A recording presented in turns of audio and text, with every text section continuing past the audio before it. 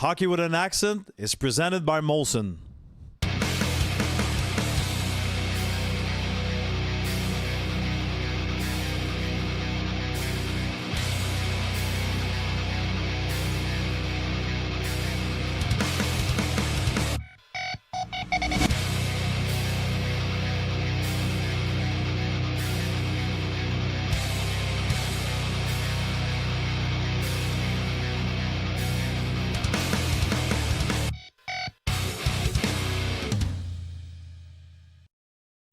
Oh, Fowler was on fire. Fowler was on fire. Demidov, unbelievable tonight.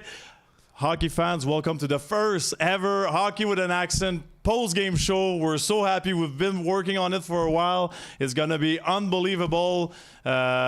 Tonight, I'm with Pascal, Leclaire, Mathieu Dandenault. The guys are going to be joining me for the full show.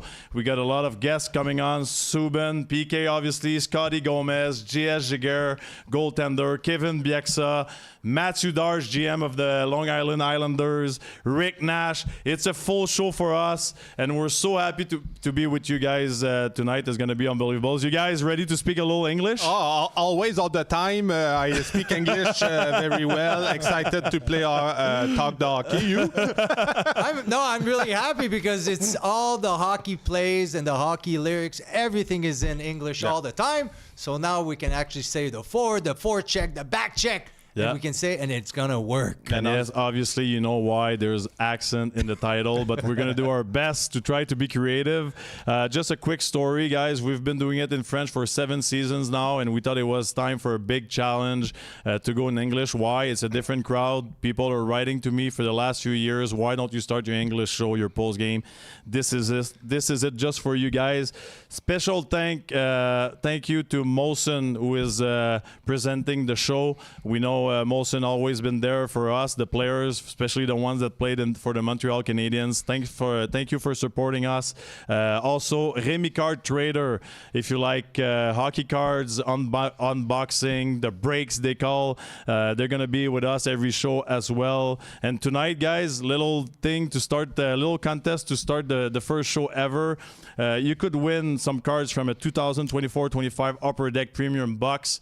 So all it is gonna work, just put Remy Card Trader on the chat.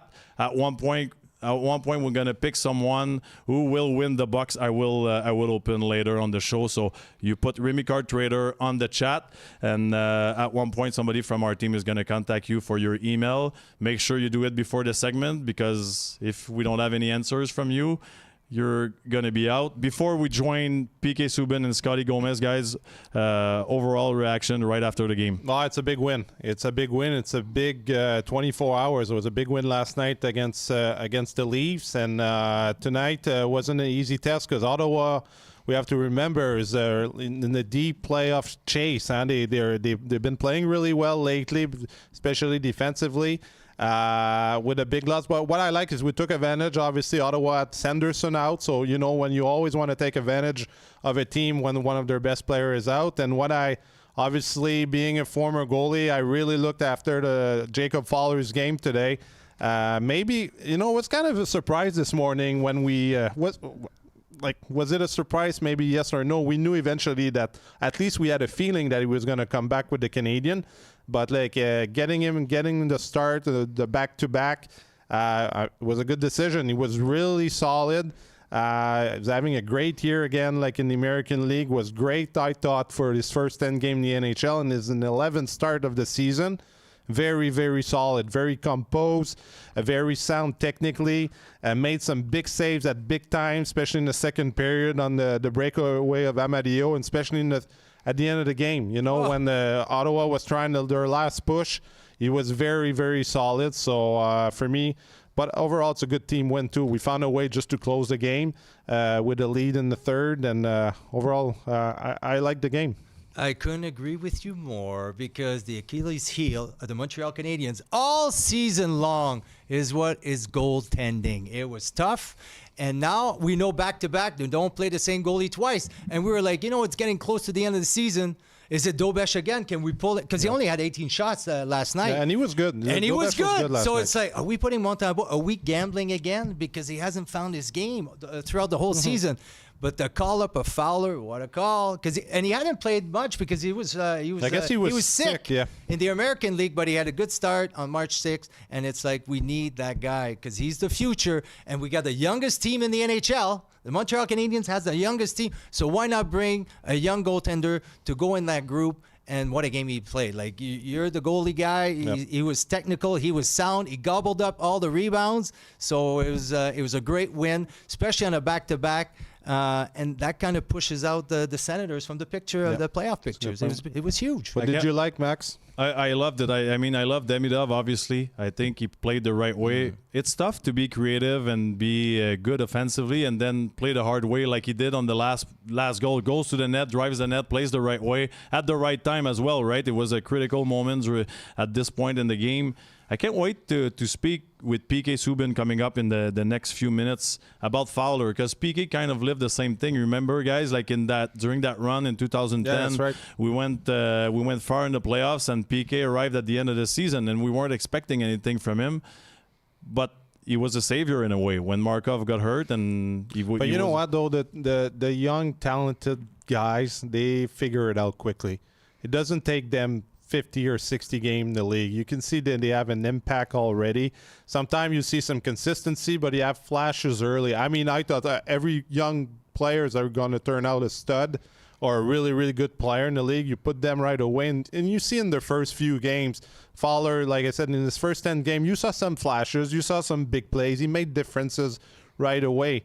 And so that's a good point. I look forward to talk to PK. Maybe how these guys approach it, because there's obviously a lot of pressure being high, like high picks in the draft or like big prospect. There's always a certain pressure coming in the game, and especially at that time of the year when you need to win. That's another dimension that sometimes you don't have the luxury. Okay, the kids start early in September, October. You kind of start with the season, and then you're gonna go with the flow. But coming in at that time of the season and having an impact, it's not always something easy to do. Well, absolutely. Demidov, he had that playoff run last year. He got to taste the NHL at the highest level in the playoffs. So this year he was coming in. He was supposed to be, might be the rookie of the year. Like he's way up there.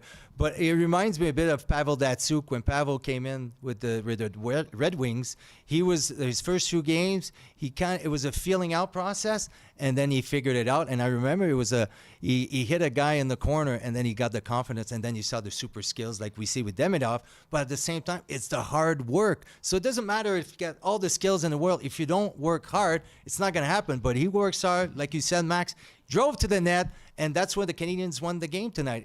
It was on the second and third opportunities, and we saw a nice rebound after a shot from Newhook, which he's back in the lineup for the last few games, and he's been great ever since coming back. What I like as well is in a game like tonight, in a back-to-back, I feel like we see the difference between the young guys and the older guys. Like tonight, it was Fowler's game, Demidov's game, like even like the Newhook's line, like Kapanen. I feel like you need young legs to win at this stage in the season, and I also feel like they're confident, like they're taking on the challenge. They don't care what moment it is in the game. They're not nervous. Like we were nervous in the first Talk few for years. yourself. Yeah, I was nervous. You weren't. Maybe well, you know what? have. You know what? In Columbus, we weren't in the playoff the first few years, like by December, so we weren't that nervous in March. You know who's not nervous? We're going to join him now, PK Subban. What's up, my friend? Look at this guy. What's going on, gang? What's going on? So we're going to speak English. You're speaking French tonight. Is this what's going on? Lappy, come on. We got too many people listening for that. Look at the necklaces, PK. You got it every time. I have something new. You're looking good, buddy. Yeah. Thank you, guys. I actually had dinner tonight with Ty Domi tonight in the city. And a friend of ours, we had dinner in the city, and I had the game on my phone. So I was able to watch the game while at dinner, and then I couldn't miss this opportunity to see your face again, Lappy. Do you still play credit card games with the guys, or you just have to pay all the time because you make so much money now? Well, with Ty, because that's a good point. Well, with Ty, I'll let you in. I've known Ty since I was probably 10 years old. My brother Jordan and Max played together in the GTHL coming up in minor hockey. So when Ty was playing for the Leafs still, I used to be over at Ty's house playing mini sticks with my brother and those guys while he was playing for the Leafs. So we go way back. So I know him. When he was coming to dinner, we did it at my favorite spot, Emilio's. So I set up the dinner. So I had to make sure I gave Emilio my credit card before Ty even showed up because I know he would sneak in there. So I paid for dinner tonight. PK, let's hear about the game tonight. You watch a lot of Montreal Canadiens. You cover a lot of teams in the NHL. Big win for the Habs. We know it can be a tough one for Ottawa, but we don't care. we don't care about Ottawa on our side. What do you think? Like obviously we're talking about Fowler. Looks so confident. We talk about Demidov, so creative. So he's a hard worker. We want to talk a little bit about Goulet. Are you concerned a little bit about Goulet's game? Dandy was talking about it. Like, seems like he makes a lot of mistakes. Like, his game has changed since the injury. Well, I think that coming back from injury always takes time. You know, you're coming back into a team that has to play fast. And that's my point with the Montreal Canadiens. Montreal Canadiens ain't going anywhere unless they play fast. The way that team is built, they're built for speed. There's a reason why when Newhook came back, the team looked faster. There's a reason for that. He brings a lot of speed and element where they can play through the neutral zone with more pace. So for me, Caden Goulet, who's missed a significant amount of time, who's got a different type of game, who's still valuable. By the way, Montreal Canadiens need Caden Goulet. You guys are, you want to have a run, you're going to need a D-man with that size. Montreal still doesn't have the most size in the world. So the players that bring those elements, you need them playing at the top of their game because you're going to need that size down the stretch and in the playoffs. So Caden Goulet, for me, it's going to take him some time. He's still got some more time to get his feet under him, but coming back from injury is always difficult. Talking about the size of Goulet, and that's a good point, that it's like right now Montreal obviously is built on speed, and young guys are fast. They're fast in transition, very offensively. But defensively, I mean, we've talked a lot. I don't know if you follow them. Of course you do, like all the media around, like the way that they play D-zone and like the man-on-man, blah, blah, blah. Anyway, like they play their style. We have to deal with it if you like it or not. But talking about size, were you surprised that Montreal didn't go in the last week at the trade deadline to maybe help get a bit more experience, a bit like maybe a not a top, doesn't need to be like a top four, but maybe like a depth defenseman with the a big size, a bit like tougher game. Were you? I was surprised. I thought they were gonna get some help maybe to take the Struble or Jacky spot. I'd like to know your feeling about it. Yeah, you know what? Listen, I would have liked to see them add another piece, definitely on the back end and up front. But, I mean, guys, we can go down the list of teams in the league that needed to add a depth defenseman and, a top six guy or a depth forward with size. Montreal, because of the way that they play, it just stands out more that they lack a little bit of size and sandpaper on the back end. But, once again, if they play to their strengths, I think that some of those things don't become factors for them. But we saw against Washington how at different times we saw that the size could push them out of the game. I think that them not adding someone is how well the guys have played. This group has kind of come up together. They want to allow everything that's going to happen for this group to happen with the group that they have there. And I think that anybody that you bring in has to be a piece that is going to really complement the group. And if it's not the right fit, I like the fact that they bet on the guys that are there. I got no issue with that. Compliments the group, PK, is Scotty Gomez that just joined us. What's up, Scotty? Like, are you in the sun right now, PK? Or it's 10 o'clock. It's all this TV. Yeah. Gomer, it's all this TV I'm doing. It's the bright lights, dude. I got to keep the lights low. He probably has like 10 TVs in his living room, too. Stuff on his I eyes. got one up right now. I'm not gonna lie, guys. I'm so happy to see these two. Like, I played with them. Great teammate. Scotty, I'm shocked right now. You got a great connection, great camera. You're centered. Well, like, you're a pro now. Is that what coaching does to you? Well, I mean, that's I take that as an insult. You got a brother and a Mexican. I mean, one of us has got to have a better camera. So yeah. Scotty, we were just talking about toughness on a team and having big D's and people helping. Like, you've played on great teams in New Jersey. Obviously, that right we had in Montreal, we had some big defensemen, Al Gill, like guys that were really, really big for us. What do you think Montreal is lacking right now? Because we've been talking about the skills level they have, but like, you've been through it, you won a Stanley Cup. How important is it to have those type of D's on a team? Well, I mean, it obviously, the game's changed. I mean, let's put it that way. I mean, you can have whatever size you want if the guy knows how to use it. That's a different skills. And when we played back in the day, it was more of, if the team's bigger and they know how to use their body, they're going to wear on you. It's a 7-game series. You got to look at it that way. And so, if they know how to use the body, they know the style of play they play, then it's different. By the time you get into game 5, game 6, game 7, you are wore out. But you could have the biggest guy out there, like, no offense, Hal Gill. I mean, did he really know how to hit? I mean, I'm not gonna lie. I'm not gonna sit there like, I mean, but in saying that, like, the game's just changed on that, where I think it's more of are guys really intimidated out there? I mean, a guy steps on the ice. Are you intimidated? Probably not. I mean, the guy, no matter what you're going to go through, the guy's going to keep his gloves on. Where back in the day, Scotty Stevens stepped out there. Ty Domi stepped out there. A little different. You're going to play a little different. As much juiced up you are in the playoffs, I mean, you still know who's out there. And, so in saying that, I mean, like Florida, were they that much more intimidating, or they just got guys that know how to play? They got other guys that can play the grind style. Your third, to win the cup, you got to understand it's your third and fourth liners got to come through. And that's why a lot of these teams don't succeed. PK, we talked about it earlier in the year or whatever, like, a lot of these coaches during the year, they just want to get wins, want to get wins. So you're only playing your first or second line.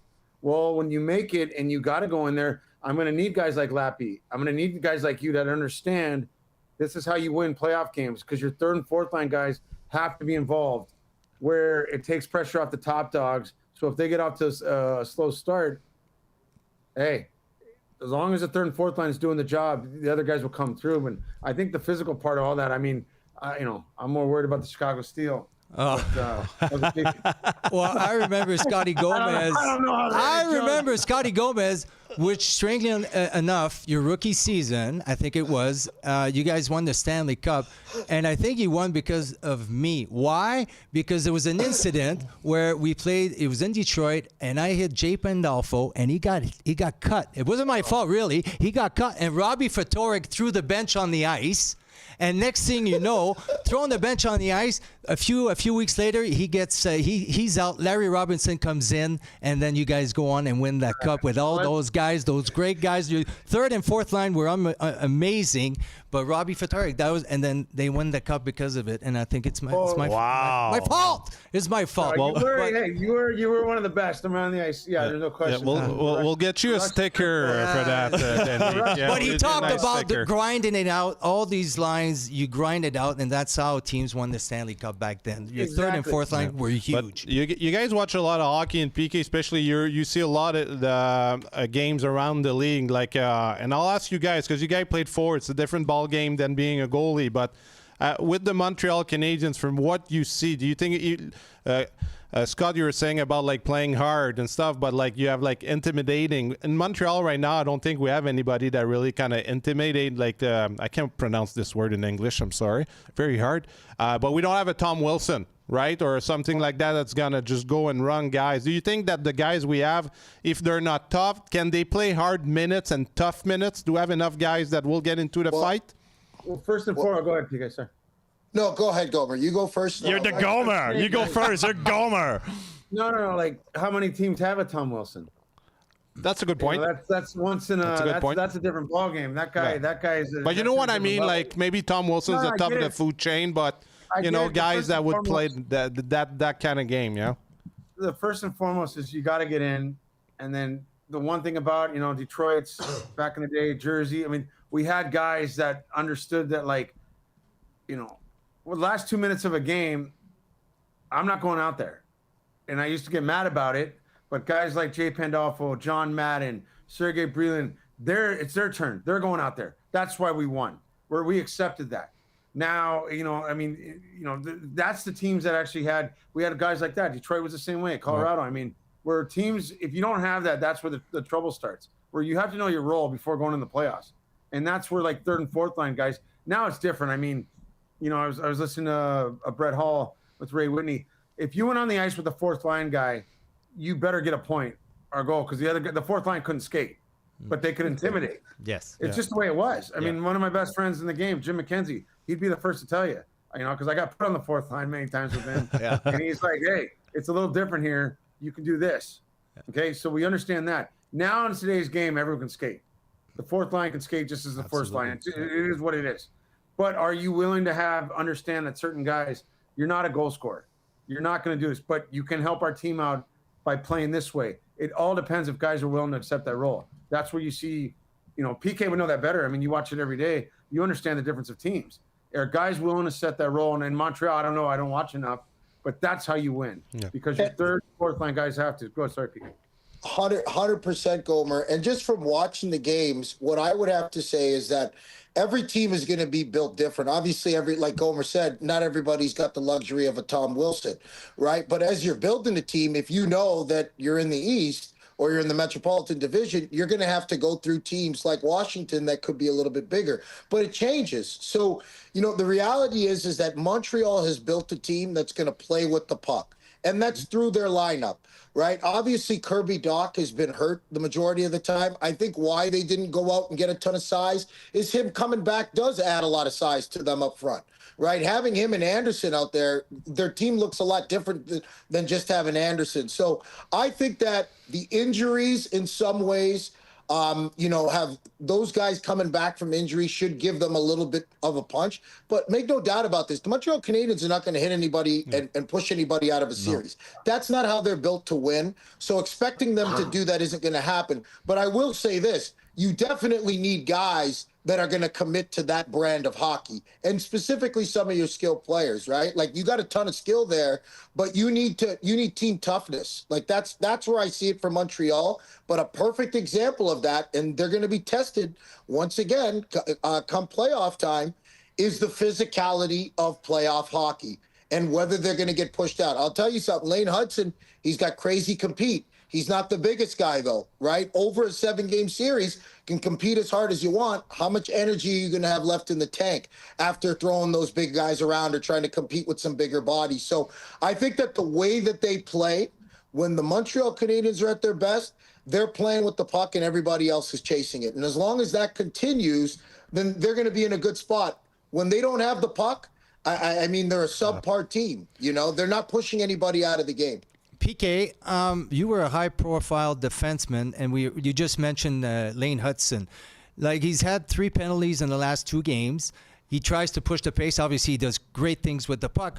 What would you advise him? Because sometimes he gets caught down low. It was a 2-2 game with 7 minutes to go, and he's rushing at the net offensively. He got pulled down a bit. Like, how do you go about him, teaching him, coaching him to kind of maybe generate the game, see how he can stay poised in the game? Because right now, you just mentioned a 7-game series. It's going to be a different dog when you play out there. So how would you advise him? Because all the offense goes through him. Well, it's great to have Gomer here, because Gomer was here when I broke into the league. Yep. And I'll tell you this, Lane Hudson's a young defenseman. He's still learning. He's got so much talent. He reads the game well. He's trying to figure it all out right now, like the rest of those players are trying to figure it all out right now. Look at Detroit. Detroit's been in this situation for the past 3 seasons. And every year, March 1st, they seem to hit a wall that no one really understands where it comes from. That's a part of the growth of understanding the difference between regular season hockey, second half hockey, and then postseason hockey. All these players, including Lane, are figuring that out. Yep. The temperature's rising every night, right? So the compete has to go up. Well, we know that he's competing hard. Now he's got to manage it, right? You're a targeted guy. He's got to learn to play with that target on his back, too. It's not just because he's a skilled defenseman. Guys know he's going to be out there for 24, 25 minutes a night in all situations. So guys are going to, now when he's going into a battle, guys are trying to get more tied up with him. Even though they know he might come out with the puck, they're trying to tie him up and suck energy out of him. So he's got to learn to know how to play the game efficiently, use his body, and exert energy at the right times. That's going to come. The penalties right now is just from competing hard. He's just got to dial it back a little bit. Listen, in the playoffs, I'll give you an example. The Mark Stone situation in the playoff game when I slashed him in front of the net. To me, it wasn't a hard slash, but in that moment, a player's going to make a spectacle out of it because I'm a targeted guy and I got kicked out of the game. So for Lane, my advice to him would be stay in the moment, keep your emotions, play the way that you have been. Don't talk to anybody, conserve energy, and just go out there and continue to play your game. But you got to manage the clock. Serge Savard said it to me. First 5 minutes of every period, last 5 minutes of every period. Hey, Don't Gomer. do anything stupid. Gomer, you know what? Gomer loves it. Here we go. Gomer, I'm listening to PK right now, and I remember. I don't know if anyone's listening to PK because obviously, one, you did not answer the question. Two, there's a timer up here. That went on for 3 mintes. And self-explained, you brought your name in 2 other times. Hey, he asked me. Who knows I gotta what's from behind your camera and what you're looking at? Because I'll tell you I gotta relate. I gotta relate. One of the questions. That's coming from another guy that has ADD worse than you. Well, I don't want to get a question about. I don't want to get a question about a guy who played. I'll answer it, and I'll answer it because I don't know where. Well, that's why you're here. That's why you're here. Answer it. Is it Scotty's turn now? There we go. Yeah. Go ahead. It goes down Scott. to coaching because I deal with it right now with these young kids, and PK knows that. Do you understand how to control a game? Nick Lindstrom, the guys you played with, they're not just going in there because they're going in there. No, because at one point they're gonna have to learn the hard lesson, and they don't learn in the regular season because all these kids know more than us. The way it's just the way it is. They don't have punishment. They don't go back to the bench where you have Yzerman. I had Scotty Stevens, Bobby Holy, little different. So they're going to learn the hard way where they're going to pinch in the playoffs, and it's going to catch up to them. And then that's probably the sad part is because none of these kids listen. That's how you're going to get caught. That's how you're going to learn. Instead of realizing that you look at the greats in our game, they knew when to go up there. All right, it's 2-2. Maybe the other team is all over us. Maybe we need to get into overtime. We have to have this. That doesn't mean pinch. Maybe a guy, join the play. So if we're getting it, that kind of answers more of the question where the 10 minutes PK went off on. that was the short answer. That's pretty good, Gomer. But I got a question for you guys because you've been talking about toughness and obviously, Scotty, leadership. But at the end of the day, you got to learn how to play defense, and it has nothing to do with being big or strong or fast. It's about being smart and be committed to the system. And you did it in New Jersey, PK. You've done it at one point in your career. How tough is it as a skilled player to play in a structure, but also at the same time try to perform offensively? Because I feel like we have some players that look like you guys, like skill, fast, Hudson, Subban, Gomez, Demidov, and the skill guys, small, fast. Like, where's the line between having to produce and having to defend? Well, it all depends on what culture you come from. If you want to play, there it is. I mean, there was no those teams that I won with. There's. You look at the numbers we had. I mean, I used to think I'd like to get a lot more, but I'm not in that culture. I'm not going out there in certain situations. I'm not allowed to cheat. I'm not allowed. Hey, you learn right away. I could press this 2-on-1, but if I don't get it in deep and we don't win, so you learn. You just don't do that. So there's when you go to other organizations, that's when you really learn. Like, wow, it's not the same. I mean, a guy just did that. He just cheated that bad, and so.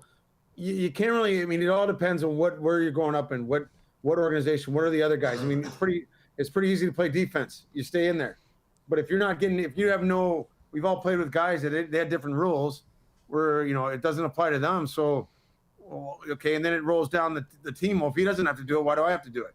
But the teams that win, it usually starts with your top. It starts with your top guys. They're the ones that show you. They're the ones that understand. And then you realize, and we're from the old school. I mean, people don't realize. The party's a lot better when you do win. Everyone's going to get paid. Everyone's going to get paid back in the day if you're on a winning culture, if you're on a winning team. Right. And it all starts with that. It's so easy to say, how do you play defense? Well, what coach do you have? I had Pat Burns. You don't do that. I mean, in the stories before I even got to the Devils with Jacques Lemaire, I came to the bench the next year and guys were like, start laughing at me. And they're like, if Lemaire was here, you're not playing not only a shift, you're not playing the rest of the game. So you learn pretty quick that, and I remember talking to Lemaire, like he's one of the best. And I'd be like, he's like, Gomi, you would have had a tough time with me. I'll tell you that right now. But he's honest. Like, you know what, Gomi is just like it. You see at the game, the teams that won the last couple of years, like Florida and like even Vegas before, they all do that. I don't think it's old school. If you want to win, like you mentioned, it's like just the mentality of the organization. The guys buy in. You look at Florida, like guys go in the system and then they figure it out. You'll see like puck deeps all the time. Like they play the clock all the time. Like you see those veteran teams that been through it. Like that's what they do. It's just like, but how long does it take for an organization, even with a good coach, for young guys to kind of really buy in? Well, PK is a good guy to ask the question to, because PK, like you came in, the reality is you were doing 360s every single time with the puck, and at one point you became a player that went to the cup final and played the right way, right? Like I think we all done it. We're trying to cheat and be spectacular, but at one point it's all about defense. Yeah, well, I think Gomer's right about the coaching part. If you come in and there's somebody there who who's done it before and done it at a high level and can get that message through to you, I think it can help your game a lot. I also think it's the situation you walk in. Like, people talk about Cale Makar. He's a great defenseman, but I can't remember a defenseman who walked into a better situation than him in Colorado when he came out of college, with Nathan McKinnon and those resources around him and Bednar and Joe Sakic as his GM. Like that's a great situation for anybody. But when you have a player with that skill set, who has the mindset to want to get better every day, those are the results that you get. For me, when I came in, I wasn't a first-round draft pick. I wasn't a top 5 pick or anything like that.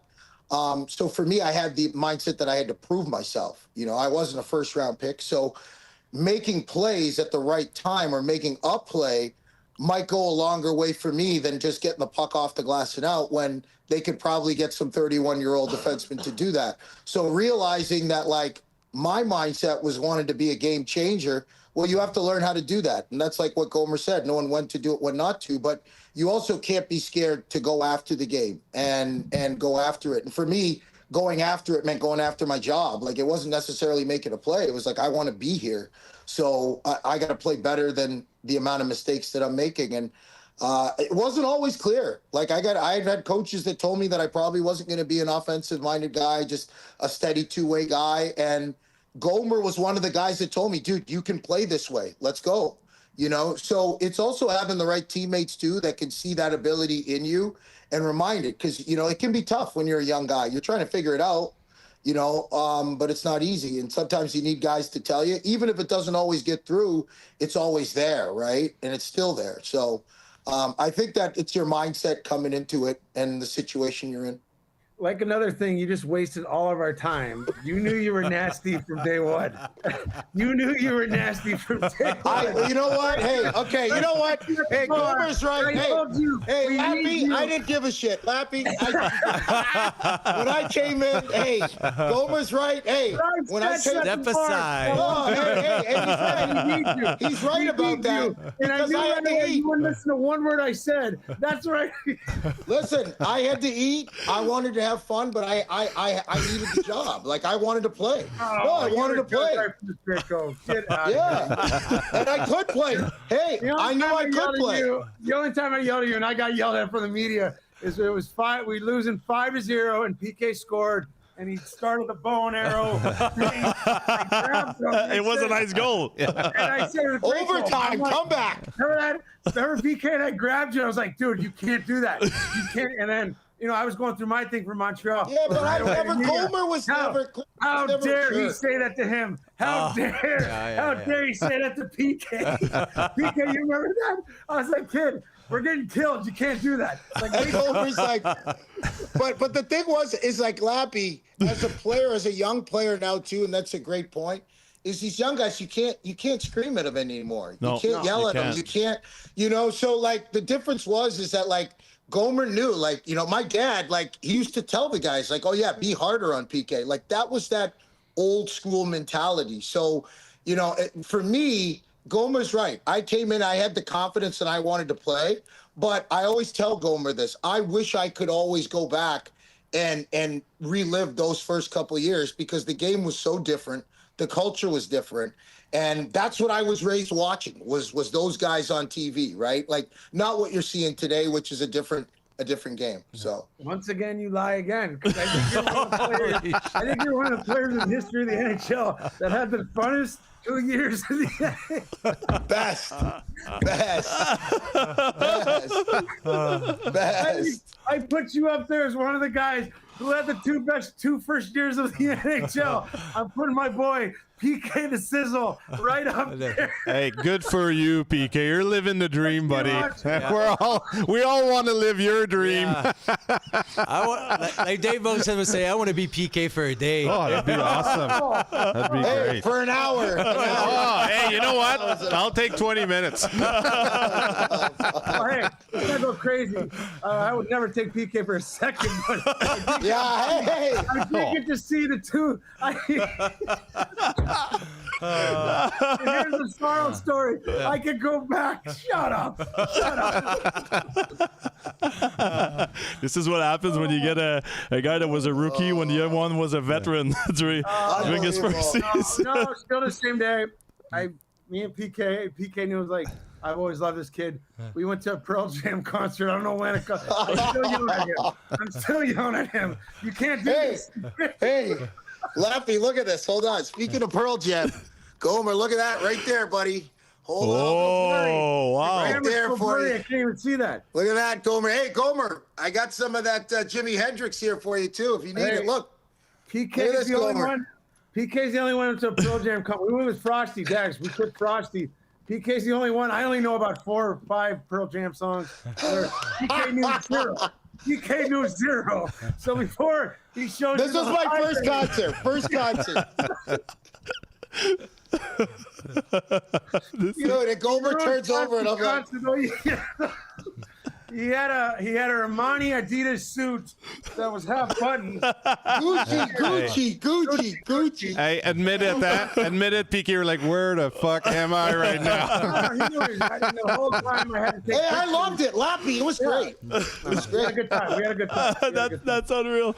Last question for you guys before I let you go. Honestly, I could do this for 5 hours because you guys are unbelievable, dynamic duo for sure. Fowler just arrived today, and he's a young guy at the end of the season. PK, you've lived it probably too, Scotty, as a young guy. At the end of the season, PK, you arrived. You saved us that year. Scotty, you were there. We went for an exceptional ride in the playoff in 2010. It was special. We had a special group, but what can you expect from a guy like Fowler when he arrives at the end of the season like this as a young guy? Gomer, I don't know if you've seen this kid play. Like I've seen him play a couple times this year. He's been unbelievable. He was unbelievable again tonight. I really like the way that Montreal has allowed him to kind of develop in the minors a little bit. They went through some injury trouble on the back end, and I think, with Sam Montembeault, everybody's talking about his struggles. I think goaltending, it's not so much about struggles. Goalies are hot and cold. They're going to go through ups and downs. In today's league, you need to have at least 3 goaltenders anyway. So, I think the decision, though, for a guy like Fowler, who's fresh, who's come up, he's played well when he has, and it seems that the team they play well in front of him and Dobis. So I thought he played unbelievable tonight. I thought he played unbelievable the game before. He's a difference maker. I still think on the back end, they're going to have trouble managing forechecks, and moving pucks out of their zone consistently. But if he plays at a level like that, that's a huge win for them, a huge add. So yeah. I like him as a player. I think it's really also like, it's like when PK came up that year, it's what we needed. And as all of them can say, I think you look back, like some of the gut teams that had major runs in the playoffs were from goaltending that were new. I think was Felix Potvin. I don't know if he was in Toronto that whole year when they went the first year to But you had Cam Ward too in Carolina when they won. So, a lot of it, it's kind of when you're young, and you don't know the pressure. You have no idea. It's just, hey, this is kind of easy. This is kind of easy. I mean, until you realize what comes on in the whole season.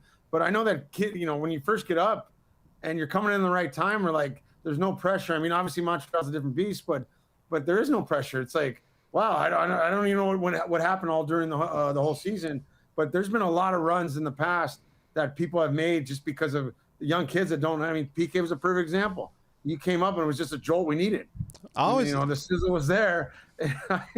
It's different in hockey for sure. But hopefully this kid just grabs it and goes, and then it's usually after you get a big contract, then people start judging a little different. Yeah, but speaking of good contract, like Kapanen got a good payday yesterday with his 20th goal. As far as goalie, just quickly, do you have to prepare differently with a young guy that you don't know that much, or like when you have a rookie goaltender, especially with a game, like as far as like communication around the net, playing around the boards, everybody's a little bit different. Is that a big challenge for especially maybe defensemen a bit harder with Dandy too, or? Did you play with anyone? I mean, I can't even comment that because I had Marty. Yeah. Yeah. You had Marty the defenseman. That's why they made the new rule. Yeah. That was it. No, that is so funny because I laugh. One of my best friends, Ken Danico, and me, Marty, and it was Dano towards the end of his career, and Dano is yelling at Marty to break the puck out. Marty, you got it. Hey, this is an NHL game. Like this is like we look back and Marty kind of looked at me and I looked like it was just hilarious. But no, I mean, yeah, they changed the rules because of Marty. So I never had that. PK, did you ever? I mean, no. I mean, listen, I don't. Pricey was one who played the puck. He was good. He was good too. Huh? As me as a defenseman, it helped, but I don't know. As a D, when I go back for the puck, I actually don't want goalies playing it all the time. Sometimes it's better to just leave the puck.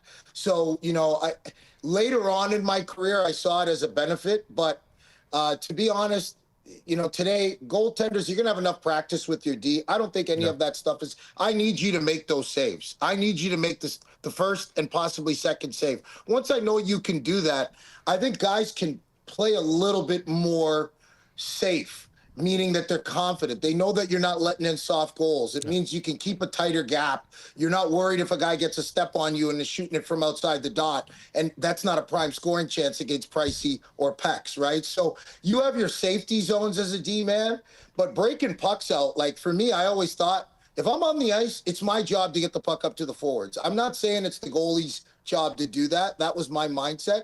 And like you said, with the trapezoid and the rules today, I just don't know how much you can build your whole breakout around a goaltender nowadays. Guys are just so smart on the forecheck. Yeah. You need D that are capable of doing the job. They all can play the puck now. Yeah, you're right. Because back then, you might have a Hasek that reverses the hand or Cujo, but now they're all really good with the puck, so you just kind of peel off and wait for the puck to come to you. Guys, I want to say... Everyone can skate now.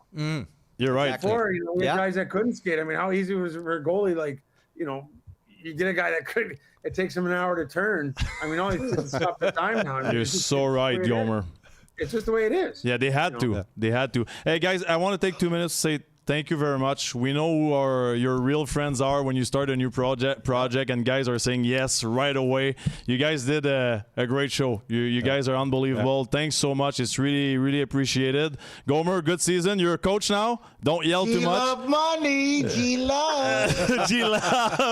PK, always there for me. Thank you. The reason why we said yes, because not only we love you, Lappy, but, how many times you start a show with two minorities that come on it trying to grow the game. Exactly.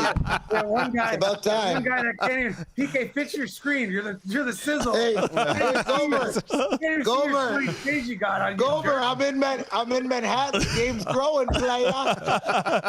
Thank you, guys. See you soon. Thanks, you, guys. Later, guys. We were talking about goaltending. We're gonna join in a few moments. Kevin Bieksa and GS Giguère. We're gonna talk obviously a little more about goaltending. We're gonna talk about what we've seen tonight. Juice is Kevin Bieksa has been following the team. He follows a lot of teams in the NHL. Yep. He's doing such a good job on TV, and he was a good friend when I played in Vancouver. Took me under his wing and took really good care of myself. But PK had the Gucci suits. in his rookie season and stuff? You know what I had? No. Like my rookie season, I stayed at Paul Coffey's house, and what did he do? He says, "Come on, I'll give you some suits," and there were old belt-bottomed suits from the Oilers and from the '70s. That's what I had. Well, that's your problem. Did you live with him? Yeah. I stayed. I lived with him for 3 months. How was he for a guy? Paul Coffey was the best for me. He loved having, to teach the game. He stayed after practice, working on my skills and everything. I think Paul was amazing. Stephanie, his wife at the time, also, and they were really good for me. Just teach me how to be a pro. How to approach the game, and he was one of the best, if not one of the best skater I've ever seen. But as a defenseman, but just to teach me the game, so I really appreciate staying at his house. But maybe the suits were a bit past for me. Well, Yes. at least you got suits. I played with Sergei my first year. Sergei Fedorov. You played with him, Yeah. and then He and then- gave me his couch. He good. You know what he did? You know, like we got in Columbus about the same time. He got traded like maybe 10 days before I got called up the first time. I stayed at the hotel, and he didn't have a house, so we're both staying at the. I don't know. I don't remember the hotel, but I was traveling with him, and then I would go for like pregame meals with him. Yeah. And he would always like get on the phone. Yeah. And like leave, and we're like. He makes $10 million a year. Like, I'm keeping my money to buy winter tires. Like, when you first called up, you don't want to spend any money. Yeah. So I keep paying. I didn't want to like bother him. Yeah. Like one morning, I found a tracksuit in my stall. He says, "Hey, Pazzy, I bought you a nice tracksuit." So it was the worst tracksuit ever. It's like, "Thanks, buddy." Talking about guys that are normally well dressed, we're gonna join JS Giguère and Kevin Bieksa. Obviously, what's up, guys? Look, the hoodie crew. One is in California, one is in the icy rain here in Quebec. But what's going on? First of all, let's start with Juice. What's up, Juice? It's your turn now. No, let's go with JS Giguère then. He doesn't listen to us. Maybe he doesn't understand the accent. Anybody who want to talk English now? Can you hear us? Well, no, they're having a tough time. They cannot hear us. Hear. Maybe Simon in the back needs to refresh the page or something. But these guys, one is in California. I think Juice loved his time in Anaheim. Obviously, stayed there for a while, and it was. He's staying there now. We're stuck in the snow, and he's enjoying his time by the pool. Anybody that's played in a hot place, you ask them how is it? He says, "Well, even when it's bad, it's not that bad." So I get it. I get it for sure. It's all good for them. Yeah. Good for them. Yeah. Jean-Sébastien Giguère. Like, I got to play 1 year with Nick Lidstrom as my partner. Like that was my most fun year ever. I was +5 around Christmas, finished the season +25. We meet Anaheim in the playoffs. And what does Jean-Sébastien Giguère do? He does 64 saves and then 36. He took us out in the playoffs 4 straight after winning the Stanley Cup. That's what Jiggy did. So that was my last run with Nick Lidstrom that year, just because of my friend over there, Giguère. Yeah, but he'll be back. Yeah, but that'll be good to hear Jiggy talk about Fowler. Obviously, Yes. like he's it's a good eye. Sometimes like you watch a lot of games and you have a different eye. So Jiggy's pretty good, and then he's been he coached too a bit like in minor hockey. I'm not saying it's the same thing, but he's got a good eye for. Obviously, with his experience, how dominating he was, and when he won the Stanley Cup. Was it illegal gear? Like, was it oversized a bit? Dandy, you know what? You know what? If you're not cheating, you're not trying to win, buddy. I think that's the first thing you should learn. He was so big. He was square. It was square. No, but we have a lot. We have a lot of stuff to talk about with Jiggy. Obviously about Fowler, but I want to hear about too, like the dynamic of having 3 guys again. I mean, we've been through it last year. Wasn't the best. The guys did a good job. They were professional. This year again, we went through it. You have a young guy coming in, playing really, really well. Like we've been talking about Darche, who played well yesterday and lately, and now you got Sam Montembeault, who's in a tough spot right now. It can't be fun for him right now. No. So we'll look forward to it. And like with Kevin, what's going on, Max? We're all gonna fix it, but with Kevin. I think I look forward, like we talked about the D zone and stuff too with the Canadians, that sometimes we've been struggling. Yep. And then I want to talk about too. I want to hear his feeling and his view. I asked PK about like were you worried that we didn't add anything? Like I'd like to hear about what Kevin has to while say we're too. waiting for them, Oh. can you hear us, guys? Oh, yes, we can. Oh, boy, Juice, what a setup you've got. Nice weather out there, I hope. Well, some of us actually saved our money, Max. Hey. When you were trying to get Natasha to marry you, you had to buy her nice gifts and take her out to nice dinners to distract you from her personal. You're a liar because you took all my money playing cards on the plane, bud. Well, you know what? You should see his kitchen right now. It's unbelievable. He's got like the 50 feet like island now and like big wheel. He's done well post NHL, Max. You've done well. Well, Congrats. I had time to think about my post career on the bench in the third period. Jiggy, what's going on? Not much. Thanks for having me, guys. Okay, let's start with this. How impressive was Fowler performance tonight? I think he was unreal calm in front of his net, and obviously I think it's going to change the plan for the Canadiens right now. You got Darche on fire, Fowler solid, and then there's Montembeault. There goes the ménage à trois again. Well, a little bit of distraction right before playoff. Why not? I think it's, the kid deserves another kick at it. He played so well tonight. He was so calm. If you think about the end of the game, the 6-on-5, the 4 or 5 big saves that he made at the end, he's just got that poise in the net that's just amazing to see for a young guy. Doesn't look nervous whatsoever in the game. So it's good to see that, and I think the players feed from that. They love to see a goalie that's confident, and he's showing that. There's no doubt. Juice, you see a young goaltender going in nets like this, and you've been a defenseman. What's your role as a veteran player? What about the communication for plays? And you're used to have your number one goalie normally, but this guy comes in at the end of the season. How much of a game changer is it? Well, I think just like when he comes in tonight, he's been in the minors for the last 8 games. He was 7-0-1. And I think what Montreal is doing, what Marty St. Louis is doing, is they're just riding the hot hand. It's the time of the year where they need wins. They need to move up the standings. They need to cement a playoff spot. So he hasn't been in the NHL in a while, and you're going with the hot hand. So I don't think you're over communicating with them. Like the handoffs and all that stuff was great. I think you're just looking for your goalie to stop the puck. Just simplify it and just stop the puck. And if I'm a defenseman in front of him, I'm clearing the front of the net. I'm making sure nobody runs into him, kind of like Cousins did on the first penalty and, McKinnon did last night. I'm trying to protect him as much as I can. I'm trying to clear rebounds.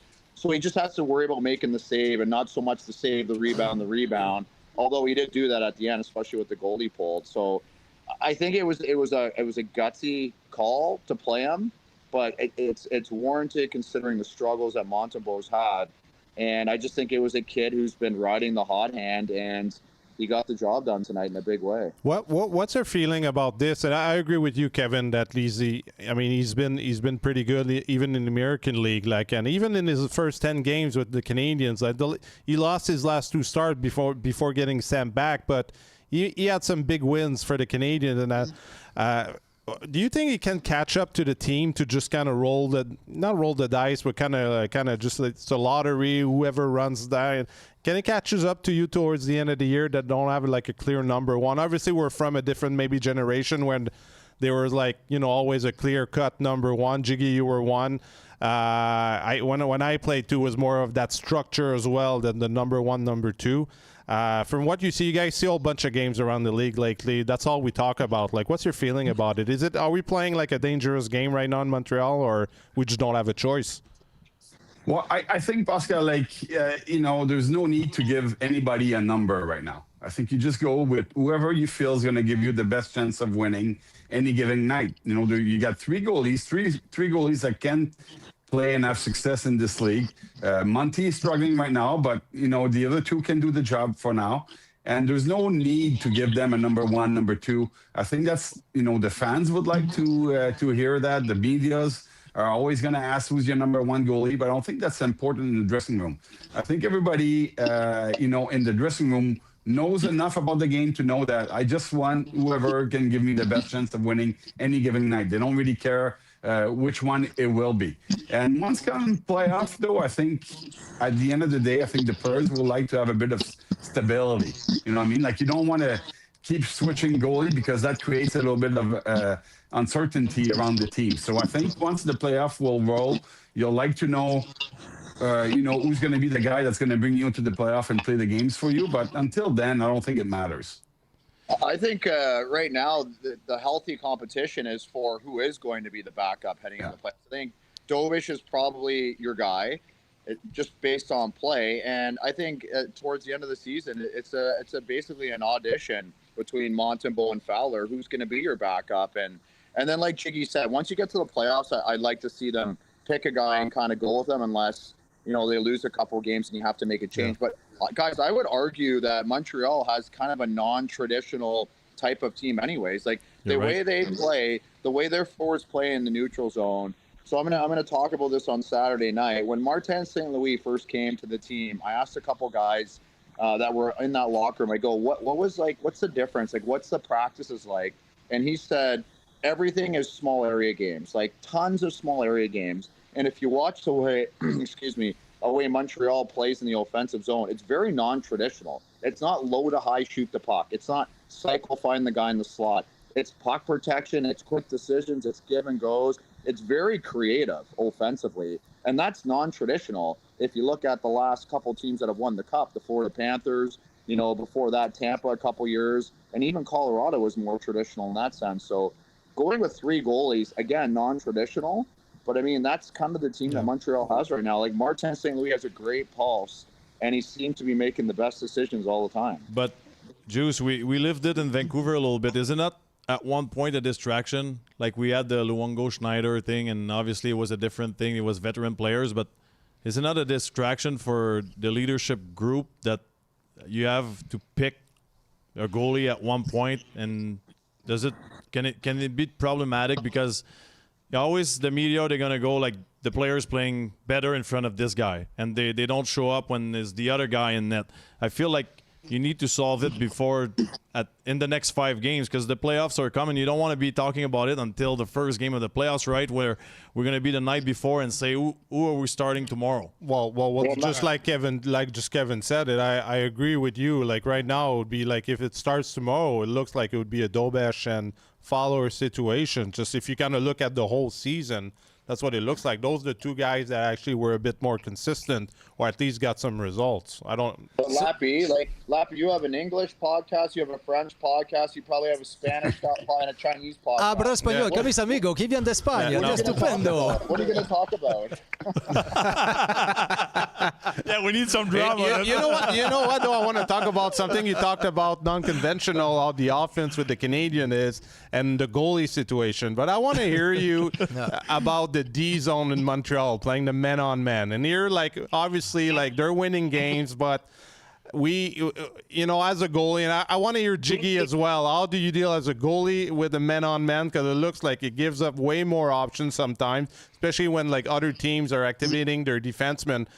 Maybe not to the last couple of games, they did a bit better job, but as a defenseman, what did you like better, playing a man-on-man or playing a zone, zone defense? And what's the pro and cons? First of all, when I look at the defense for Montreal, they're going to go as far as Les Trois Fils carries them. So the 3, I know we're all French here. The 3, yes. Dawson, Hudson, and Matheson. The Trois Fils are going to take them all the way. And those guys have to play well. But if you look at those 3 guys, like Matheson is probably the only guy who is probably big enough, strong enough, a good enough skater to play man-on-man down low. Like Carolina does it very well, but they have a very specific personnel. You saw tonight, like Hudson took a couple penalties. Hudson is not a man-on-man defend down low. Like he's trying to get the puck. He's trying to steal the puck. He's not very big, so he loses body position. And when that happens, he's either going to get beat out of the corner or he's going to take a penalty. So I like a hybrid. I always like if Hudson's in the corner with a guy, I like to have everyone else on the inside of their guys. Like, I just think it's silly to do man-on-man all over the ice. Guys are too good offensively right now to do that. I agree with you too on that one too. And as a goalie, I just like to have a little bit more stability in front of me. I know when everybody is in their zone, they're the right place. So I feel more comfortable that way. Men on men, there's just too many things that can happen. Guys lose their man, they lose their battle. It's a scoring chances right away, and you got to be, like, as a goalie, a little bit more aware with men on men. You got to, make sure that you know where everybody is on the ice at all time. It's a lot of information to take in at once. So, there's not a big difference. I think, overall, they're capable of doing it, the Canadians, when they're applying them stuff like they did the last couple of games. They're a good team. They got mobile D, but it's, in the playoff, in the 7-game series in the playoff, it's going to become difficult because they're not the biggest defense squad. Yeah, because a few times in the game that we saw, like, Dak was in front of the net, like, by himself. There was no defenseman around. And Suzuki also, like, there's some incidents. Even when the Senators got the breakaway, it was Slav on the point. Like, he was playing the point. And he didn't realize, like, you got to head back. But as a D, we know that. But as a forward, you kind of don't. You kind of watch your shot go. Hopefully you score. So there's situations that and they need to regroup. And I don't like the man-on-man the way it is. I always like the hybrid because as a D, you know who's coming back to in front of the net. How about, like, Dobson, Matheson, and Hudson? They all play between 25 and 23 minutes a night. Is that not just a waste of energy? Yeah, that's like chasing your guy around like a cat's tail. It's a waste of energy. You're right. And it's tougher when you get a bigger guy like Ovechkin or Getzlaf. Like, it doesn't matter who you are as a D. He's gonna out-muscle you at one point. You're so old with that references. What do you want? Hey, what do you want? Slavkovsky or Wilson? Like, who do you want? I want to retire for 8 years. Ovechkin can't even move. I wanted to make sure you understand, Juice. Mario Lemieux and Mike Bossy. No, but I got a question for you though. Tonight, Jack wasn't in the lineup, right? And we're talking about this type of system. It's definitely not helping him as a player. Like, I feel like he's useless now. Instead of being in a normal system in front of the net, it would just be hard to play against cross-checking guys. But now he's got to chase. How much does it impact his career? Well, it's funny. Jack guy told me that about you when you were in Vancouver, that you were useless too. Tough crowd today. No. But I love the chirping. Hey, you know what? Hey, you know what? While we talk about this, and we have you here, because here Max is a bit of the bully of everybody. I learned it from him. What kind of guy was he in the dressing room? I saw him break a watermelon on a teammate's head. Yeah. Well, he was mad. Well, that's good. I think that's funny. But now Max is like, well, I'm so tough. Like, you're a goalie. Like, I can break you off. That's and like, you're not drinking anymore. Just with goalies. Like, how was he in the dressing room? Like, we never have a guy that really played with him. Oh, God. Max was the first guy I've ever met who told me at 25 years old he grew 4 inches and gained 25 pounds. He's like, I hit my growth spurt at 25. Like, it's not even biological. I was at 18. You said 25. I was 25 when I played with you. He was entertaining, but he was chirpy like he is now. He was at the card table. He was getting under guys' skin, and he was a good teammate though. I can't complain.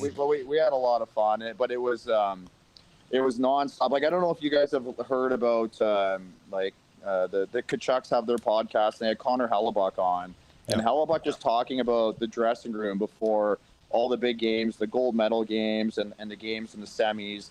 And basically the Kachuk brothers before the game would just make a mockery of how serious of a game it was, just by, like, making fun of each other and keeping it loose. And Lappy was kind of that way. I think we always kept the room pretty loose, eh? Maxim? Yeah, we had a great group. That's the best part of, and it's the best part of the game when you retire. This is what you miss the most. It's just the chirping in the dressing room, just keeping it light. And I love those teammates, the guys that were just like mentoring before the games. And I was like, as a goalie, Pascal, that. Like, you can't really be part of it. You got to try to be in your bubble, and we're born space cadets. Joke in your head, and like, I wish I could say it right now. But you just, you'd love to laugh at the guys' jokes before the game, just kind of keep you loose a little bit. Max had some a big game. He had some serious chirping. Like, you would get information on goalies on everything, and you would go hard at them. Like, the shit you would say to them. You know what? Like, I wasn't good. I wasn't good enough because I'm not the one doing a podcast with a waterfall behind me tonight. It's coming. Maybe I should have practiced something else. But maybe he's in the park somewhere he's at a too. Hotel. Doesn't mean that he's at his place. He's at the hotel. Hey, I want to come back to to one. You ever heard of him? Then he steals. Then he steals wines at the convenience store too. You're doing well, Kevin. Keep it up, buddy. Good job, Kevin. Stealing wine from the homeless guy. I want to come back to a goal, the second goal tonight, and I want to hear about Kevin's opinion and obviously the goalies. And Pascal, we've discussed it with Dandy during the game. It's kind of weird the way they're playing the PK. Sure. Where are you going with that? I'm just seeing a picture. No, but my point is we were. Well, I'm gonna get up. I'm gonna go show you. You should. You don't help us understand. out here. Still can't believe Kevin is stealing wine from people that really need it. Pascal, stick with the plan. We just want to show our new studio, okay? And Kevin, I cannot hear you right now. I'm gonna put my headphones. Yeah. Beers and wine, sometimes. I just want to know, like, as a goaltender, you got a guy on the backup. Is it your responsibility? And first of all, like, how do you supposed to play this situation, Kevin and Dandy, as a defenseman? And is it just me or, like, around the league, like, the PKs are so weird right now. I feel like they never cut the passes from half wall to the point. It's a tight box in the middle, but I feel like the goal line situation is kind of critical, and there's always some scoring chances coming from this one, and it ended up being a goal on this one. So, Pascal, as a goalie. Well, for a goalie, because he's a lefty, it's harder like to cheat on the back door because then I find, and back then, like, guys weren't hitting top nets as much as we do, but we're on the power play. They're all skilled guys, but it's hard to really, if you cheat too much on the back door, the guy's going to beat you short. So as a goalie, I would always make the decision, but that was me. That's how I played, that I'd rather be beaten back door than get a clean shot. But you have to be aware of it, obviously, but that's a tough spot. Like, I mean, to me, my question for Kevin is like, you played a lot of PK with Carrier's in that kind of position, and after he gets into like a stick fight, more of taking the body, is that something that like maybe our lack of size in Montreal will maybe come and like give us a hard time because we can't box out as much as maybe other big teams like on the PK? Because we're 27th in the league right now on the PK in Montreal. Yeah, this for me, guys, this is structural, and I just lost the screen, but like the penalty kill is all about making the power play beat you a different way than what they want. So it's all about taking away lanes. So when that puck is Stützle up high and you got that forward fronting him or cutting the ice in half, like Max, you said he wasn't cutting the ice in half. I like it, cut the ice in half top down. That defenseman, he should be on the dot as his reference, and his stick should be taking away the down low. His stick shouldn't be to the middle and duplicating coverage with the bumper guy. That's for the other forward. His stick should be taking away that down low pass to prevent that whole 2-on-1 situation that you guys are all talking about. So, like, why are they giving Brady that lane on the goal line when that's a dangerous place to have the puck? Let Stützle keep that puck up high. So have your stick in the lane and prevent that whole play from happening. That's my opinion. Yeah, Jiggy, would you rather deal with the high plays than the down low plays as a goalie? Well, yeah. Definitely. You'd rather have those plays, the high play. And on this, I'm not fussy with my defensemen going down on the ice, just laying down on the ice. I think once you're down, you're fully on the ice, your full body. You're kind of giving up, a lot of option to the other team, and you can't really react. You're just on the ice. So to me, I'd rather my deep staying on his feet, trying to cut the pass. I would have preferred Fowler to get up. Once Brady came in, the Fowler was on his reverse VH, was fine. Once Brady kind of backed up a bit, I would have preferred him to get up to be able to push across if there was a pass and be a bit more aggressive if there's a high shot. He just stayed on his knees and he wasn't able to push across. So he kind of, took away his own option for a pass. But I kid you guys not, I filmed the sequence because tomorrow I have a big PK meeting with my team, my U15 team tomorrow. So, and I cut it right before that pass because I don't want to show that to the kids. I don't want them to see the goal at the end because I thought they were doing a pretty good job just keeping everything tight in the middle. But, I think the defenseman should have been taking that guy, the back door, and I would have liked Fowler to get up.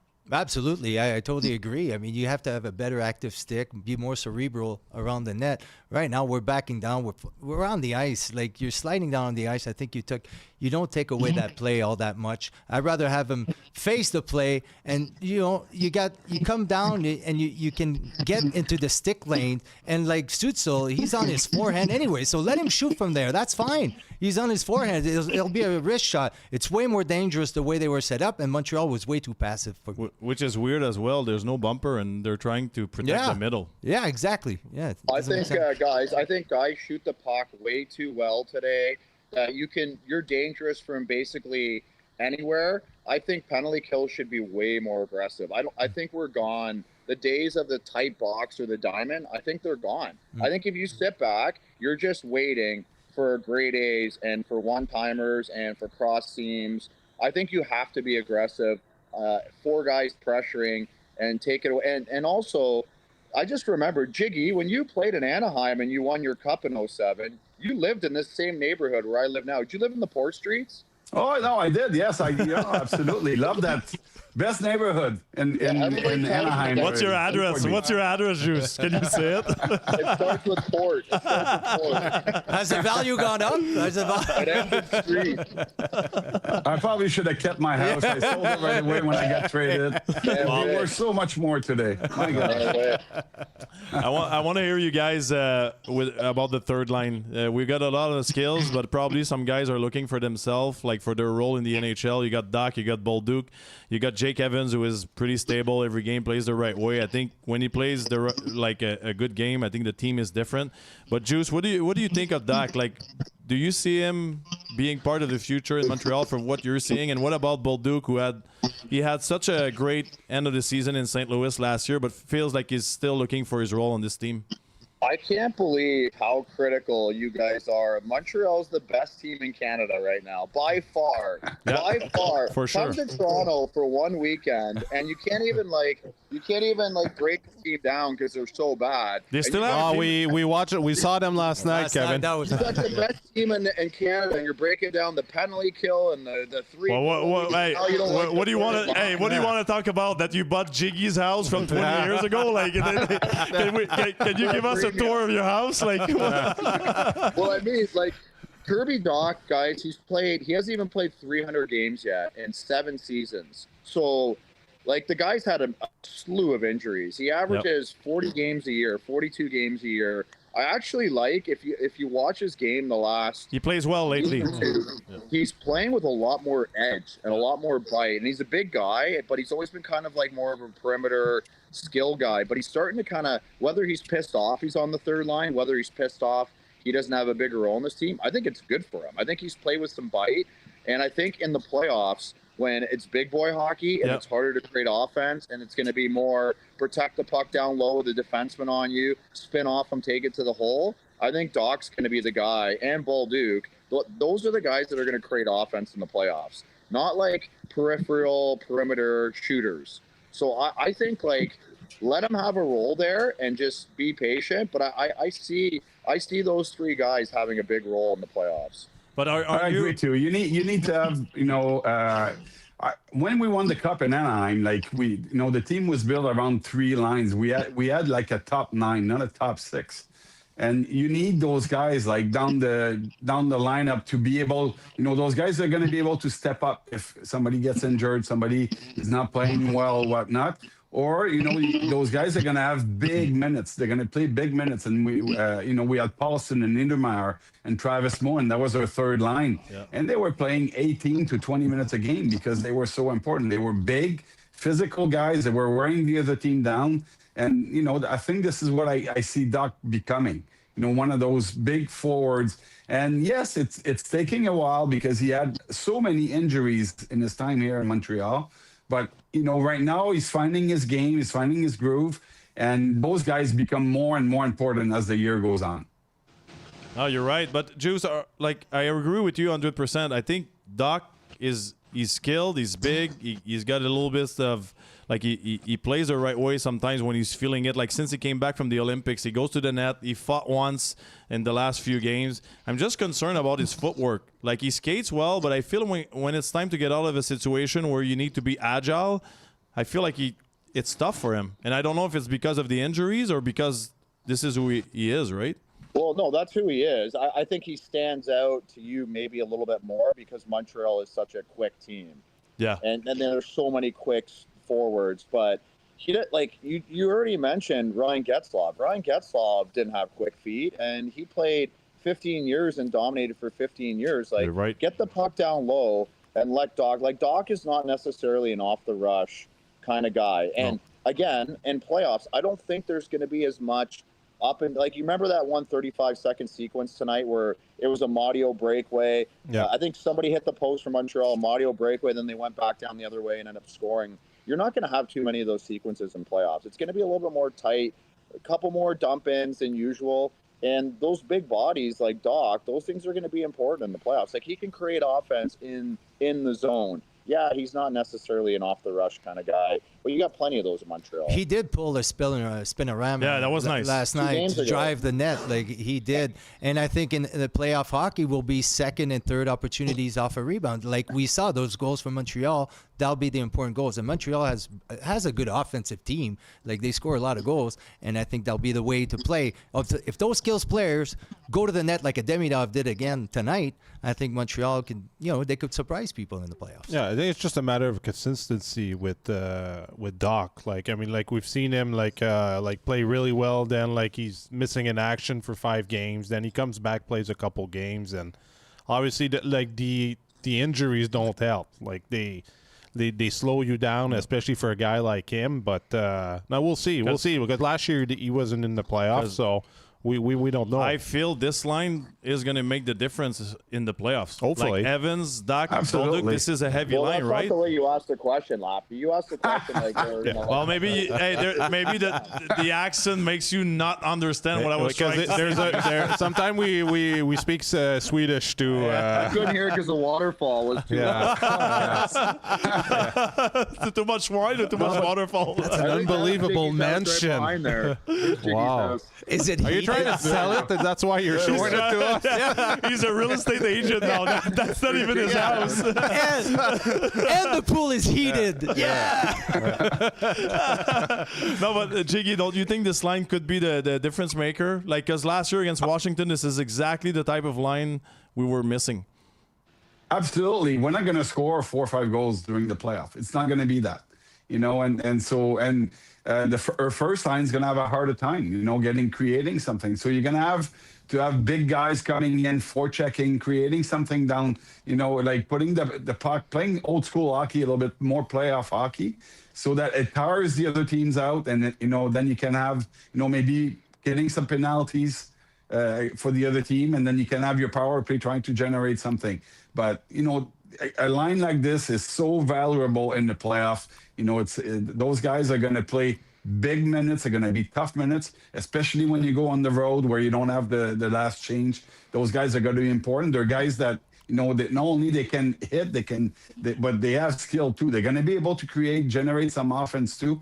And I would play these guys all the way to the playoff, together, and make sure that they gel, find a way to gel, get a really good chemistry together, so that when they get into the playoff, they feel comfortable playing one another. When they play the Ducks in the finals, they're really going to be rolling. They're going to be good. It's going to be so fun to watch. They're going to be good. But Good finals. That'd be fast. Yeah. Well, eventually, I think it could come down. have a Because good Anaheim's team, going to man. be good. San Jose is going to be good for a while. Montreal is up and coming too. But so we're talking about the playoff last year with the last week with the trade deadline. Did you guys feel that Montreal could have gone and get something? Like obviously, it seemed that it was harder to move guys this year. I don't know if because it was a salary cap during the playoffs, or you couldn't use a third team as a bank if you for salary retention. I felt, and I asked PK and Gomer before, like what they thought about Montreal for the trades. Like I thought they would need help, like defensively, like as maybe get some depth, like more veteran presence. We just showed why on the PK. What's your feeling about it? Well, like I was working the trade deadline show, and I said this during the show. I'm going to stand by it. I think sometimes you add at the deadline, and it actually hurts your team. So like when you have chemistry and you have guys in their roles, guys are getting their ice time. whether you're a forward, you're on the penalty kill, or you're on the power play. You have your role. Sometimes you bring guys in. Like the year we went to the finals and lost in Game 7, we brought in Lappy and Chris Higgins, and they play big roles for us. They fit into the chemistry of the team, and that worked out really well. The next year, we made a couple moves. We brought in a guy. He took a power play spot off of another guy, and it screwed up our whole power play. And it was meant to add to the team, and it actually hurt our team. Now, that being said, there's a rumor going around, and you guys can sniff around there since you're in Montreal, that Montreal did have a trade, but they got it into the queue too late. So they had a trade that was supposed to be done, a big one, but it got into the trade queue a couple minutes after the deadline. So possibly they did try to make a splash. Who was it, And, Kevin? and you know, I think the best trades. Say it. That's it. Take another sip of Yeah, wine. drink and say up it. some more. Drink up some more. The mystery trade. Yes. Use all your contacts. You guys all have your contacts. Well, we're using it live tonight. Yeah, you are our contact now. But for me as a player, it was always nice to maybe pick up a piece. Like he always said, like, all right, we're going for it. We see the management. Okay, we're going for it. Let's go try to get a run. And I think the dreaded words when the GM comes in and he says, I like the team as it is. I never liked that. But you know what? Where I was to get going better. with that is like we have a guy like Struble and Jacky. They play like they switch every game and they get like the 10 minutes a game. Like I thought that the need would be to have like even if it's a veteran guy. You saw Buffalo getting there with like with Stanley and Shen and Tampa Bay. Like they all these teams like they go get like some depth. Like I thought that was where I was going with the question. I was a bit disappointed that I didn't go in that direction to just get a little bit of Kevin's help. answer, though, yeah, guys. You often make a mistake, you know, in that day. You know, teams often make mistakes. They make bad trades, the trades that they regret afterwards. So, to me, the best trades are made in the summer. You know, when you have time to really think about it, to work the trade, and you know, to really go and get the pieces that you miss, that you're missing for the season. You know, often you go get those guys and they don't have time to gel with your team. The chemistry is not right. So, you know, if you think the player you could go get is the right guy, you know, absolutely you should go and get it. But just to make a trade so that your fans are happy, to show the players that you're all in. I don't think they need that to know that you're all in. I think the guys, Jiggy, who did you they're guys playing add? well. And you had Mayday? Who did you add when you guys won at the deadline? we added Mayday. Yeah, Mayday was a good So trade no for us. disrespect to Mayday, but he was a fourth line guy, kind of in and out of the line, a big piece to you. But you're right, you didn't add a second line center, like a major piece that would take time to gel and affect the room. No, and you know, Berkey was always, he didn't like, well, you know, he would say, if he didn't make any trade, he would say, I don't like trading day. You know, it's a bad day. You make mistakes. If he'd add the pieces, he'd say, those are the best trades he can make. But, you know, I would drive him because he also lived in the Port Street. So I'd have to drive him from the plane to his house because he'd have a few rum and coke in the plane. Yeah, he could, I guess. There's no houses under $8 million out that street, I think. You guys are very rich. Good for you. I went to Berkey two days ago, and when he was telling me all about that cup again, I'm like, Berkey, I've heard the story about how you won the cup a lot of times. But to Just 100 stay times. to that point, I remember in '99 we were going for a three-peat, and at the deadline we added Bill Ranford, Ulf Samuelsson, Wendell Clark, and Chris Chelios, all at the deadline. And then we went into Colorado, won the 2 first games, and then we lost the next 4. Like there was an issue with the goaltending.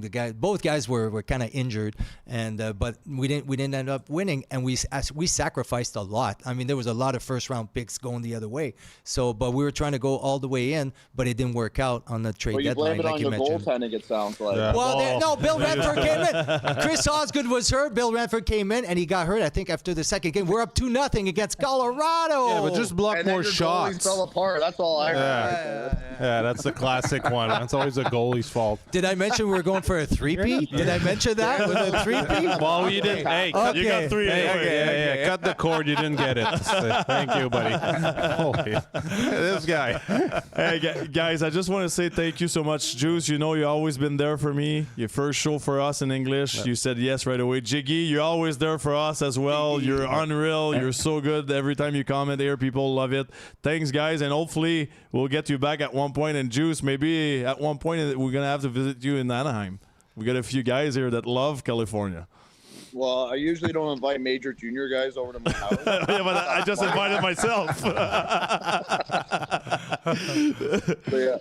But yeah, I'll drive you guys over. I know where We got booze. Yeah, hopefully we have Montreal is a long run, and we can do this again in the playoffs. Of course. Thanks so much, Thank guys. you. Thank you, guys. All right, thanks, guys. Thank you. We will. We had an idea because Columbus is chasing us, obviously, and a few teams in the East, and we said, why not talk to Rick Nash? So this interview will be presented by Molson. Molson, the official beer of the Montreal Canadiens, proud partner and fan. Everyone in. Let's go talk to Rick Nash. Now joining Rick Nash. We're lucky. He played with Pascal and very generous from himself joining us tonight. Rick, how are you doing, bud? I'm doing great. Thanks for having me. I'm excited to talk some hockey. Yeah, of course. Should be fun. We wanted to start just asking you right now with the season, and people are asking me why is he on the show on the Habs Pulse game, but it's because you guys have the team chasing us for a playoff spot, basically. So we want to know what's the feel in Columbus and what's going on with the season so far. Yeah, well, I thought I was on the show because I was your guys' favorite teammate, but I guess since you guys are chasing each other, what's that, Pazzi? No, well, you were a decent teammate, Rick. You were a good guy. You know what? Like, Rick and I were roommates for like 4 years in Columbus. So, no, we had a lot of good times, and that's why, like, we get the connection through Rick, and then, a lot of good memories. But, like Max said, like, you're involved with Columbus so much right now. What's the secret here? Like, we saw the pattern the last few years that you guys start slow, and now I don't know what you guys put in the Gatorade after Christmas, but you're one of the hottest team in hockey right now, and you're obviously chasing the Canadiens for the last playoff spot.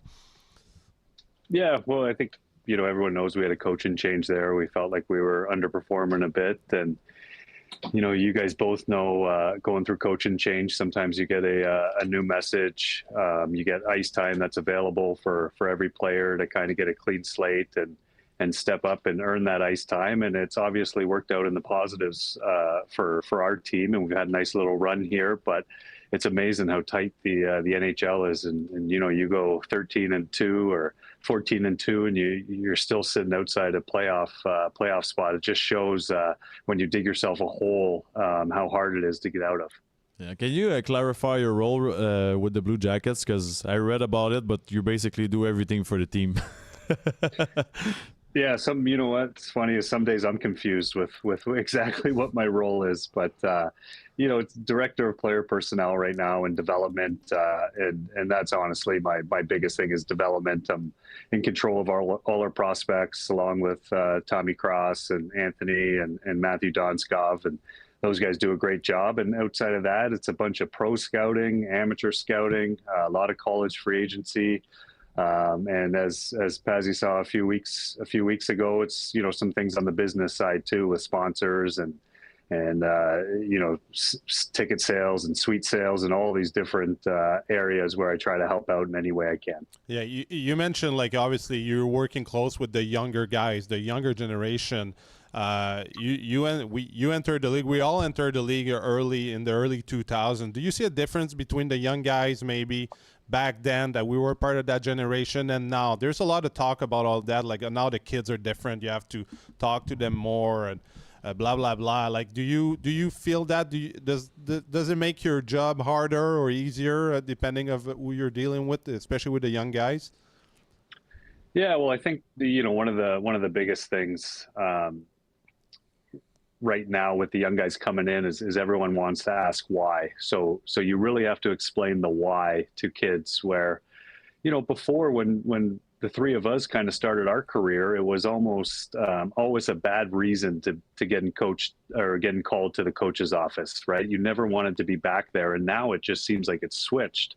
And you always want to know where you stand and what you can do better. And you want to know the why to every question. So I see that being a big difference for me in the development world. I think another big difference with kids coming in the NHL is that a lot of these kids are one sport athletes, and they have skating coaches, they have skills coaches, they have strength coaches, where before it was just kind of you played hockey in the winter and you took a little break and maybe played a couple summer tournaments and played some other sports. But now it just seems in the minor sports all around, you're kind of a one sport athlete. And for me, being in development, I try to share my experiences, share my stories, but also explain to these kids that I'm just a tool to help you to get to you living your dream and you figuring it out. So it is a little different, but it's also it's also a lot of similarities where these kids just want to reach their dream and play hockey. What do you think is the biggest strength, though, nowadays compared to when we arrived in the NHL? I feel like it was easier to separate the players with their roles back then. Now everyone has skills. I feel everyone skates well. Like you're talking about going in the coach's office. Like I didn't have to. I knew it was a fourth liner and that was it. But I feel like everyone has good stick handling, good skating now. Yeah, it's a great point, because even to the guys that played when we were around that were top players, I feel like the skill level is just so much more advanced right now. Everyone can shoot. Everyone has great edges, which I think kind of Sidney Crosby really brought that wave of edge work and not having to worry about size. When we came in the league, I feel like everyone had to be over 6 foot to even have an honest viewing. But now everyone's skills are so sharp, and their skating is so good. Their hands are so good. Their stick handling is so good. I think social media brought a whole new aspect to that with Instagram and TikTok, and seeing all these guys do fancy goals and fancy moves, and that's just kind of the skill level that the NHL's at. And it's funny. I don't know how you guys feel about it, but when I watch games that are 15 years, 20 years old, I mean, it just looks like a different pace of hockey and a different skill level of hockey compared to where it's at now. We look so slow, huh? And especially in like the low caliber TV as well. Huh? There was no 4K back then. It looked like we played like 50 years ago. But like talking about the development and like everything is so like based on skills and stuff. When they get to the NHL, is it harder to sell them the team game and like team concept? Or it's just like it kind of comes as like with good coaching, it comes in a natural, normal, let's say, pace? Yeah, that's a good question, because you can obviously find guys in junior, whether it's the Q or the O or NCAA that are highly skilled, but can't seem to figure out the team game or the system game. And sometimes you run into that too when you get these players that are so good offensively. And then when you get to the highest level, whether it's AHL or NHL, that you have to know how to play a system, or as Marty always likes to say, a concept. He doesn't want to. I played with Marty in New York, and he's one of my favorite line mates that I've ever had, and there has to be a lot of creativity to a game, so you never want to take that away from these kids coming up, but at the same time, you have to play as a 5-man unit, and it's up to coaches along the way, and as they get to the NHL, to learn that way. Pazzi, as you remember, when Ken Hitchcock came into to Columbus, there was a lot of our younger guys that have probably never been taught the defensive game the right way, and better yet, saying that we didn't put the value in the defensive side of the puck. And once you figure that out and you can play in all situations and be a 200-foot player, that's when you kind of find your NHL game and your team game kind of accelerate. How hard was it? You mentioned Hitch, and Max played with Hitch too in St. Louis, so we all know Hitch pretty well. And what I remember about you, and we always kind of had a laugh, you were part of that leader group in Columbus, right? You were a captain, and I remember in the morning, like Hitch with his little pinchy voice, that's, "Hey, Nasher, come here, Nasher." And then, like, how hard was it? Obviously, he had a huge impact on you, and like you just mentioned, like playing like the 200-foot game. Like, how hard was it for you to being? Obviously, you were drafted first overall. You were counted on score goals all the time, and thank God you were there a lot of those nights for us in Columbus. But how hard was it for you to kind of transition to really just not a one-way player, but a guy really focused only on offense, coming obviously from junior, and then kind of becoming that 200-foot player? 200-foot player, yeah. Yeah, you know what? It's interesting that we all had Hitch, and I think he's a coach that, sometimes when you're in it with him, it's hard, and you always think that the grass is greener on the other side, and then Hitch leaves and you realize how good you had it with Ken Hitchcock and how good of a coach he was. I think the thing that stood out for me was Hitch had a meeting with me, and he just explained to me. He asked me if I wanted to be known as a great goal scorer, if I want to be known as a good hockey player. And he explained that right now he couldn't put me on the ice if we were up a goal in the last 2 minutes. He can't put me on the ice and during the PK because my game wasn't rounded enough. And he said, you're probably going to be stuck around 13, 14 minutes a night. And if you want to get up to that 19, 20 minutes, you have to take pride in your defensive game. And that really hit home with me, that I wanted to be known as a good hockey player, not just a good goal scorer. And that's where I kind of really committed myself to learning the defensive side of the puck, where, Max probably made his living of being a hard working player that was going to put his body on the line every night. So once, I figured that side out, I think I really, worked my minutes up and allowed me to be a complete player instead of a goal scorer. Max is a pretty good looking guy for a guy who blocks shot for a living for like 15 yeah, years. Exactly. But it's nice what you're saying, but I'm intrigued by the fact, but why is there so many skilled players that need so much time to realize how to play defense? Because you guys are so smart offensively, so creative.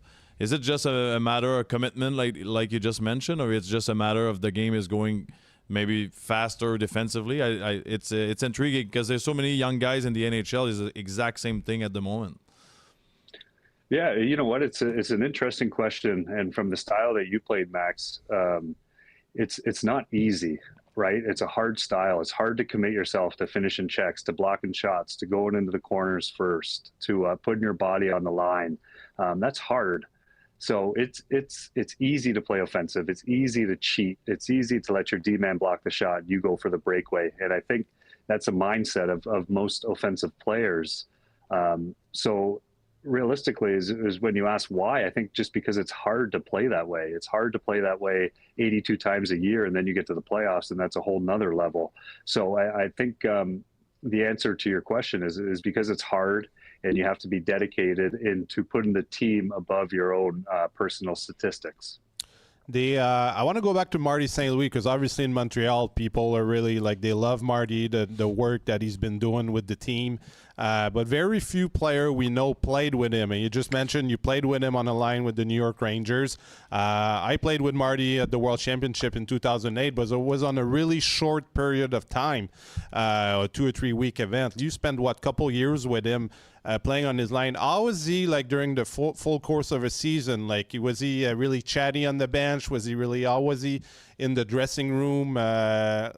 When now you see him, did you talk about concepts often? Yeah, but you know what I mean? Did you think that he would ever end up being a coach, or how was he to deal with? Was he really demanding from his line mates as well? What kind of character he was during a game and during a season?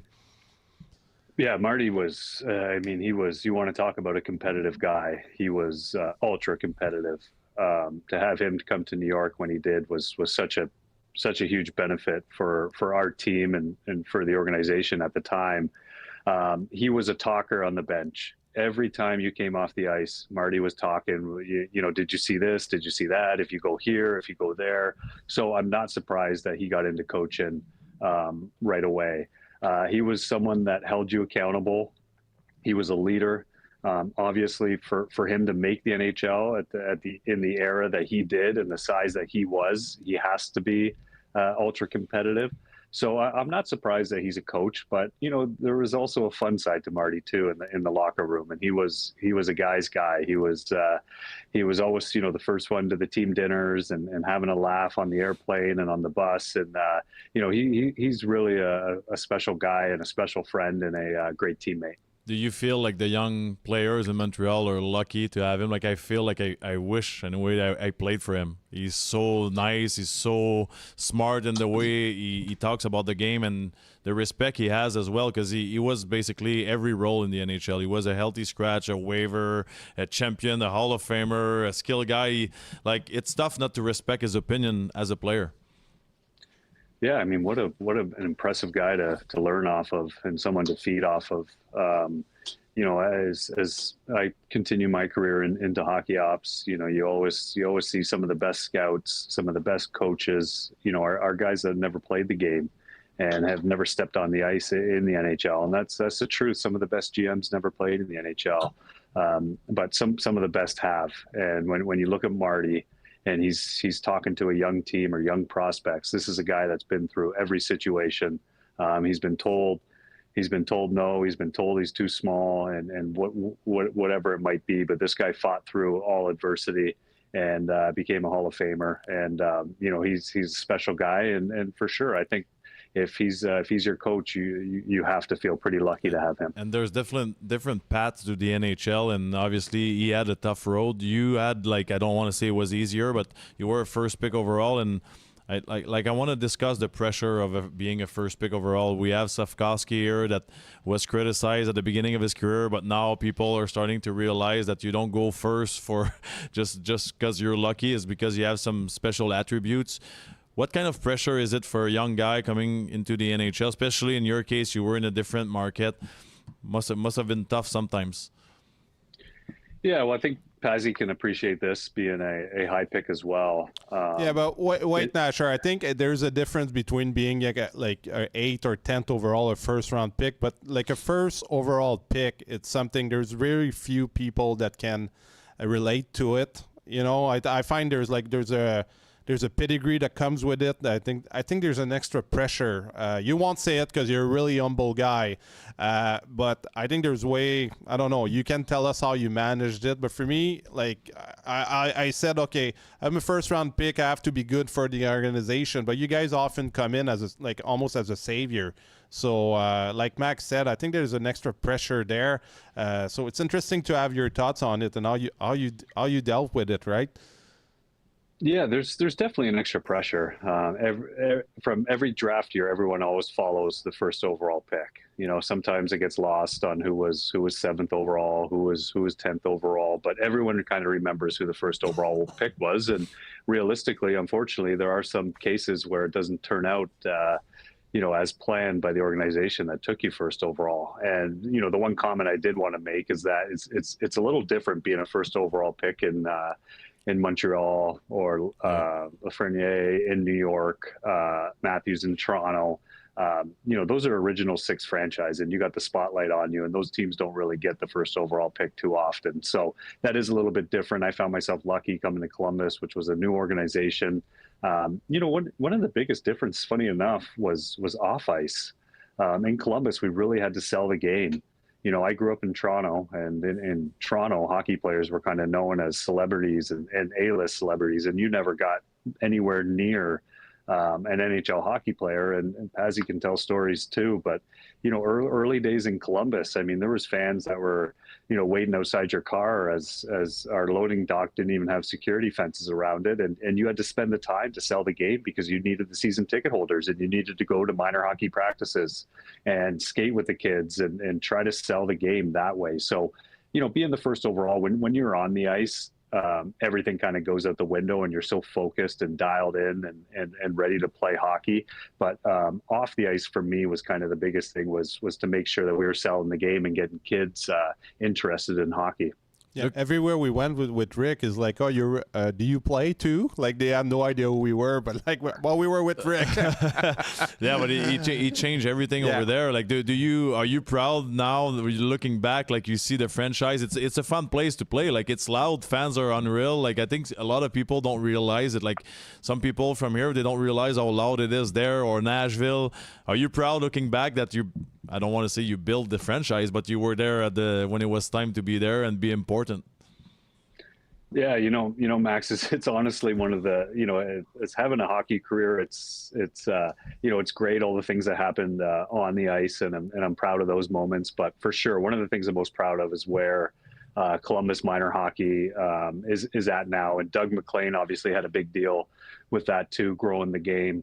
I think about players that I cross now when I got traded to Boston and was tying my skates beside Sean Crawley, and he kind of looked over to me and said, I had a poster of you on my wall growing up, and we had Jack Roslovic for here in Columbus for a bit, and he said, I remember coming to games and watching you and having a 61 jersey. And, those are kind of the moments that really hit home and kind of I put a lot of value in, because Columbus was not known as a hockey market. And now, we're producing NHL hockey players. It also makes me feel old, but at the same time, it's really cool. You talk about Boston and New York. How was it as a veteran player to go in those big markets after, I don't want to say Columbus isn't, but leaving like a different place, and now I feel like the pressure is maybe a little different? It's a great question, because I planned on spending my whole career in Columbus and signed a long 8-year deal, and that's where I thought I would retire. And I'm so grateful and so happy that I got the opportunity to play for an Original Six and play in New York. For me, growing up in Toronto, it's kind of all I knew, that hockey was number one. No matter what happens, it's on the radio. And as you guys know, living in a hockey hotbed in Montreal, hockey's number one. It's on the TV, it's on the radio. No matter what happens, you're going to talk about the Habs. And for me, going to New York, it was incredible. And even my time in Boston, to finally feel that feeling of sold out arenas every single night, playoff hockey. As much as I'm grateful for Columbus and I'll always be a Blue Jacket, I do put a lot of value in my time with the Rangers and the Bruins. You're talking about playoffs right now, and like you're in the same situation a bit as like Montreal. You're building, you have a young team. And we always say how much is important to get those young guys like the Fantilli, the Johnsons, the Marchenko, to get in the playoffs, to give them experience. Like same thing in Montreal, they did last year. You guys are pushing really hard this year again.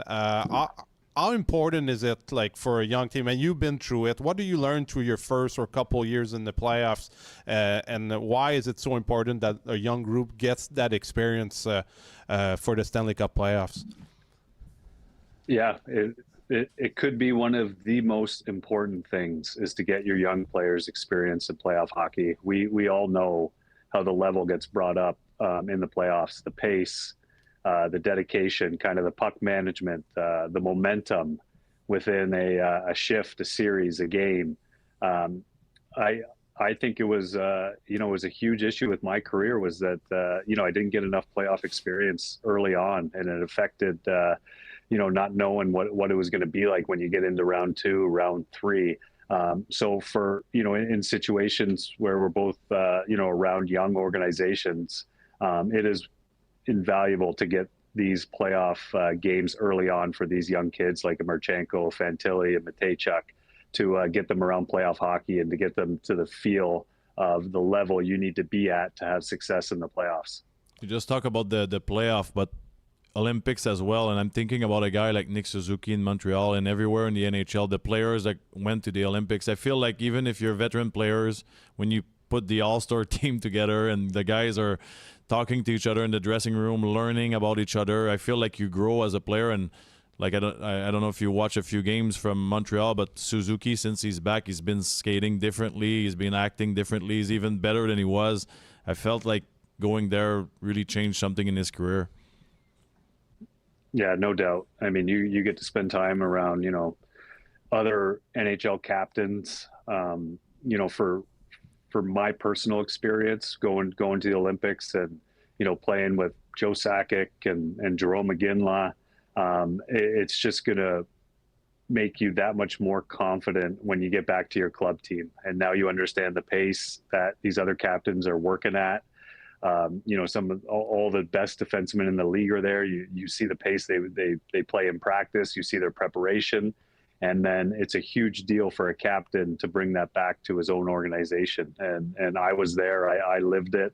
And it's another thing where those experiences like Olympics are so important, that you just be a sponge while you're there and you bring all that back to your organization. What would you say is the difference between the elite of the NHL and the franchise players? Like, I feel like they're all there at the same time. What separates them from everyone else?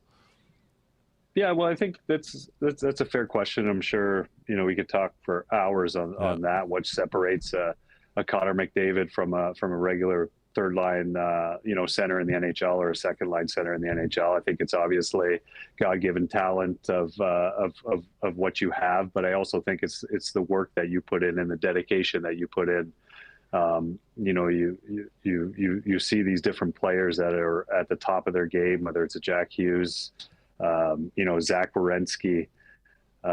These guys are incredible players, but they do it almost every single night. So I think consistency, Max, is one of the biggest things when you see these top players. They show up every single night, whether it's a Tuesday night in any city or it's a Saturday night hockey night in Canada and Montreal. You're going to get the same effort from these guys, and consistency is what makes these players superstars. Nice. You're right. Maybe that's what I was liking, consistency, and that's a tough word for me. Hockey with an accent. No, but that's why it was tough. It was tough for me to perform. He still don't understand me. Sniff out all the words. You tried to say Nash thought I was speaking Swedish when we first met. Like, he had no clue what I was saying. I wanna hear one last point for me. Like, we've been talking about your team. Obviously, you have a great team. It's tough to make the playoff in the NHL, but I want to know about the impact of a guy like Mathieu Olivier. Obviously, we're going to make people happy here in Quebec, but I feel like he's such a good teammate, good player, but so tough, so important for the organization.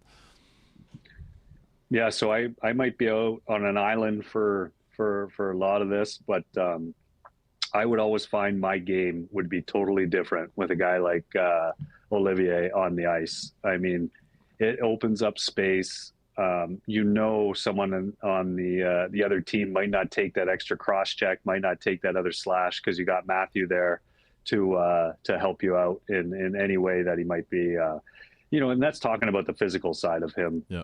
Let's talk about the hockey side. This guy can skate. This guy's got a shot. He's got a release. He can bring pucks to the net. He's on the PK. He's reliable in the D zone. He's a leader inside the dressing room, not only in the dressing room, but in the gym as well. He drags young guys into the gym. So he's a huge part of our team. He'll do anything for a teammate. He's great on the forecheck.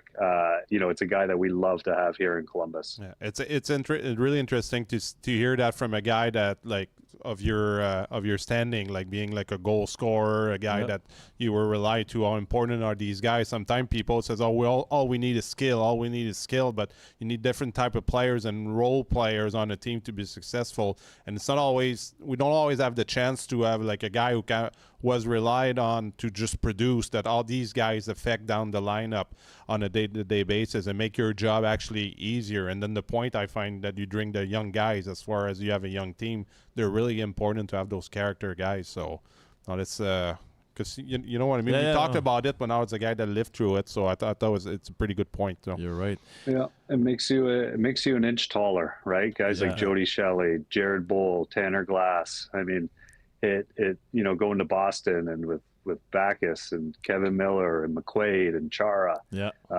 It makes you an inch taller when you have guys that they have your back. 100%. Rick, thank you so much for giving us some time. Yeah. We know you're busy. You have a great gig going on in Columbus, but we really appreciate it. And I'll try one more time before we leave you. Consistency. It's easier when I got it on the paper.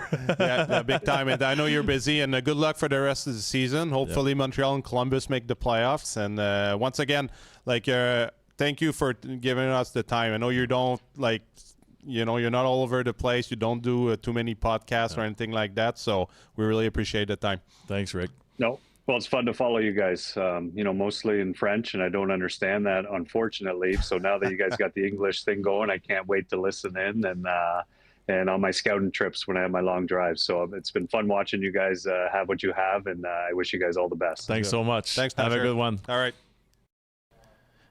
And we've talked about it at the beginning of the show. It's time for the break of the week, presented by Rémi Card Trader.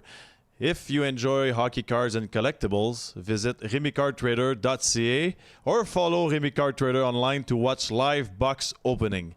What do we have tonight here? We have a 2024-25 Upper Deck Premium box. Collectors are mainly chasing rookie patch autographs, low number cards, rookies like Macklin Celebrini, or players like Lane Hudson. The possible big hits we can have: Celebrini or Hudson, rookie patch auto on 25, autographs from the NHL stars. And just to give you an example, on January 30th, a Macklin Celebrini premier rookie patch auto on 15 sold for about $10,000. So here we go, guys. We're gonna try to be good, because it's tough to open a box like this. There's so much value inside of it. And yes, I got also a nice little picture of PK with a signed puck. That might be a GIF at one point. But for now, we're gonna open the card. I've been watching a little bit of it on social medias. There's always some great stories behind it. Hopefully, there's gonna be one for our winner tonight, who is Rick Woods. Rick, this is your box. Hopefully, you got a lot of values in it, and there's something special for you. You deserve it. First ever break at our show. So here we go. It's a brand new box, obviously. Can't wait to see what's inside of it. It would be nice to get a little Celebrini, right? We've been talking about it. That's the player of the hour. Such a good player. Here we go. So I'm gonna get rid of the box. We got the package here, and I gotta be careful here. I'm gonna go on the side just to make sure we don't see it in camera. Gotta hide it, guys, because obviously it's a surprise. It's fun. So much pressure now with these cards. There's so much values behind it. I'm gonna put the Remy card trader on top of it, and here we go. I got a nice cover on it. Where should I start? Should I start with the top card or under? I'm gonna start with the top card. So, first card tonight. A nice premiere. Oh, that's a nice pull. We got Alexander Barkov. Pretty good player, obviously. Hopefully he comes back at one point this year, but I think it might be too late for him. And the Panthers, obviously, this is a tough break for them. We got another one right here. Oh, I see a little bit of a patch. Ooh, Frank Nazar, great player. I think that's a little part of the jersey. He's a great player. Signed card. That's a nice one. Obviously, we're going to take care of it. Put them in a plastic protector soon. We got a few cards left. Here we go. Got a nice Luca Del Beliz from Columbus. Prospect, obviously. Hopefully, we can get something. I see something special coming.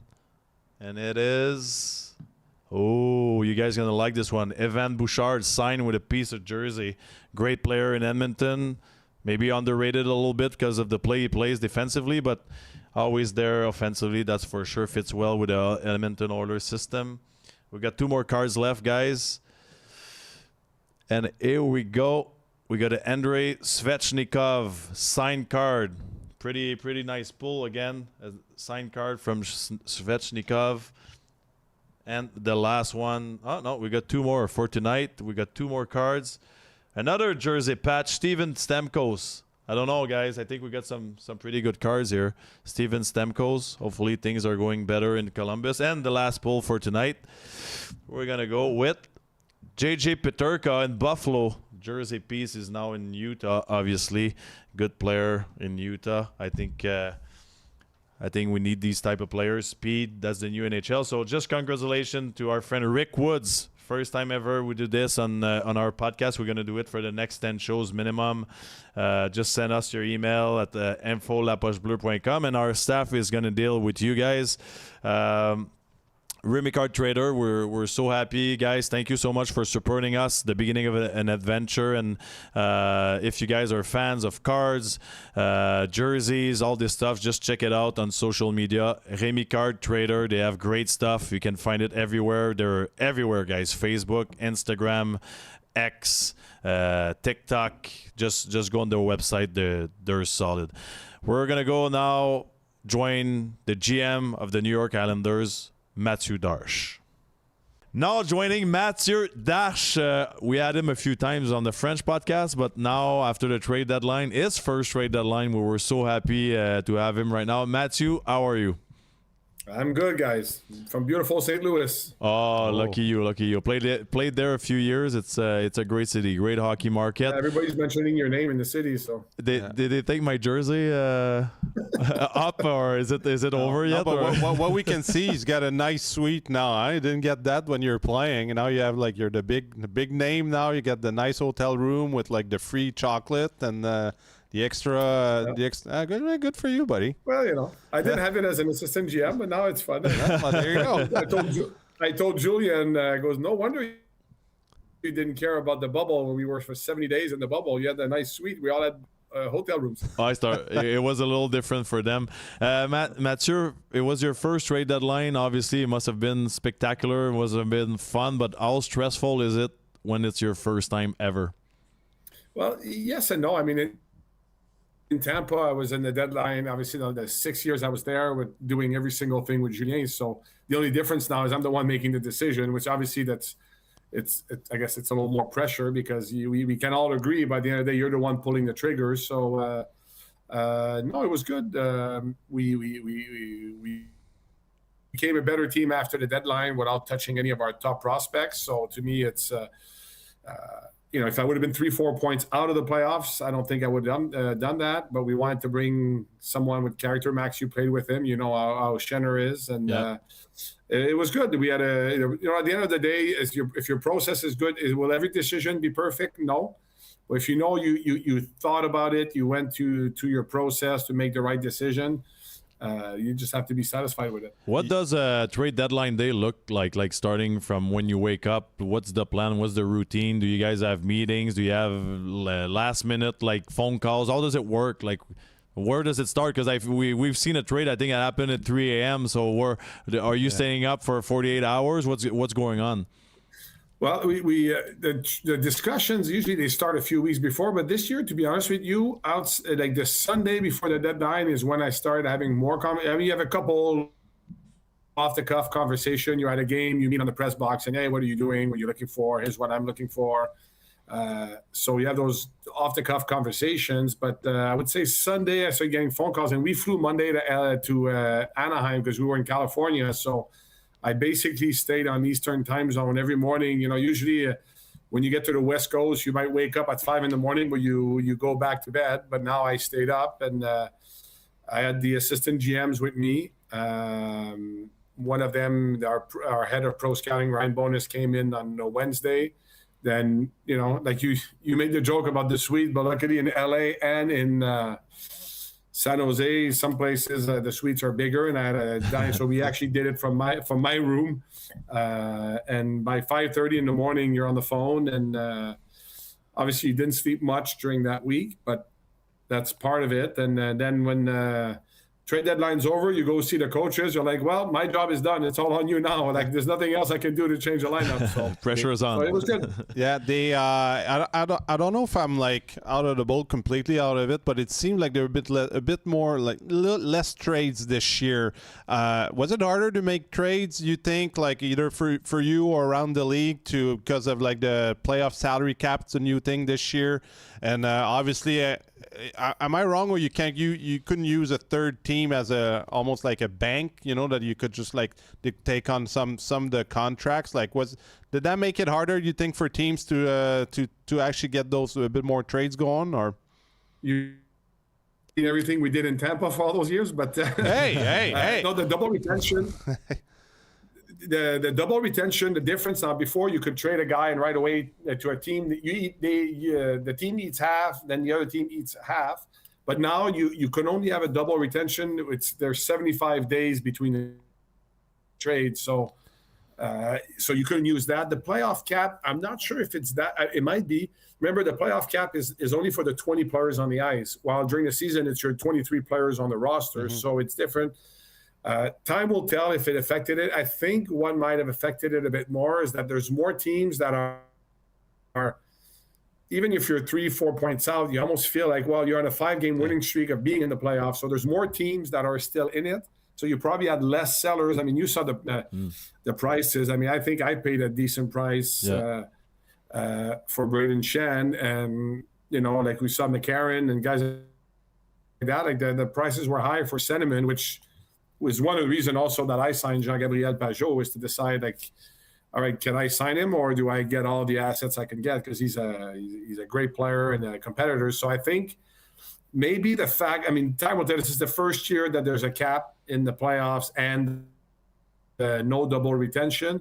But I think the factor of more teams being in it, less sellers, probably contributed to a bit less trades. You said everyone felt like they had a chance. Does it change anything at trade deadline when you look at the Eastern Conference and you feel like, I don't know, everyone could win that conference this year? There's a lot of good teams.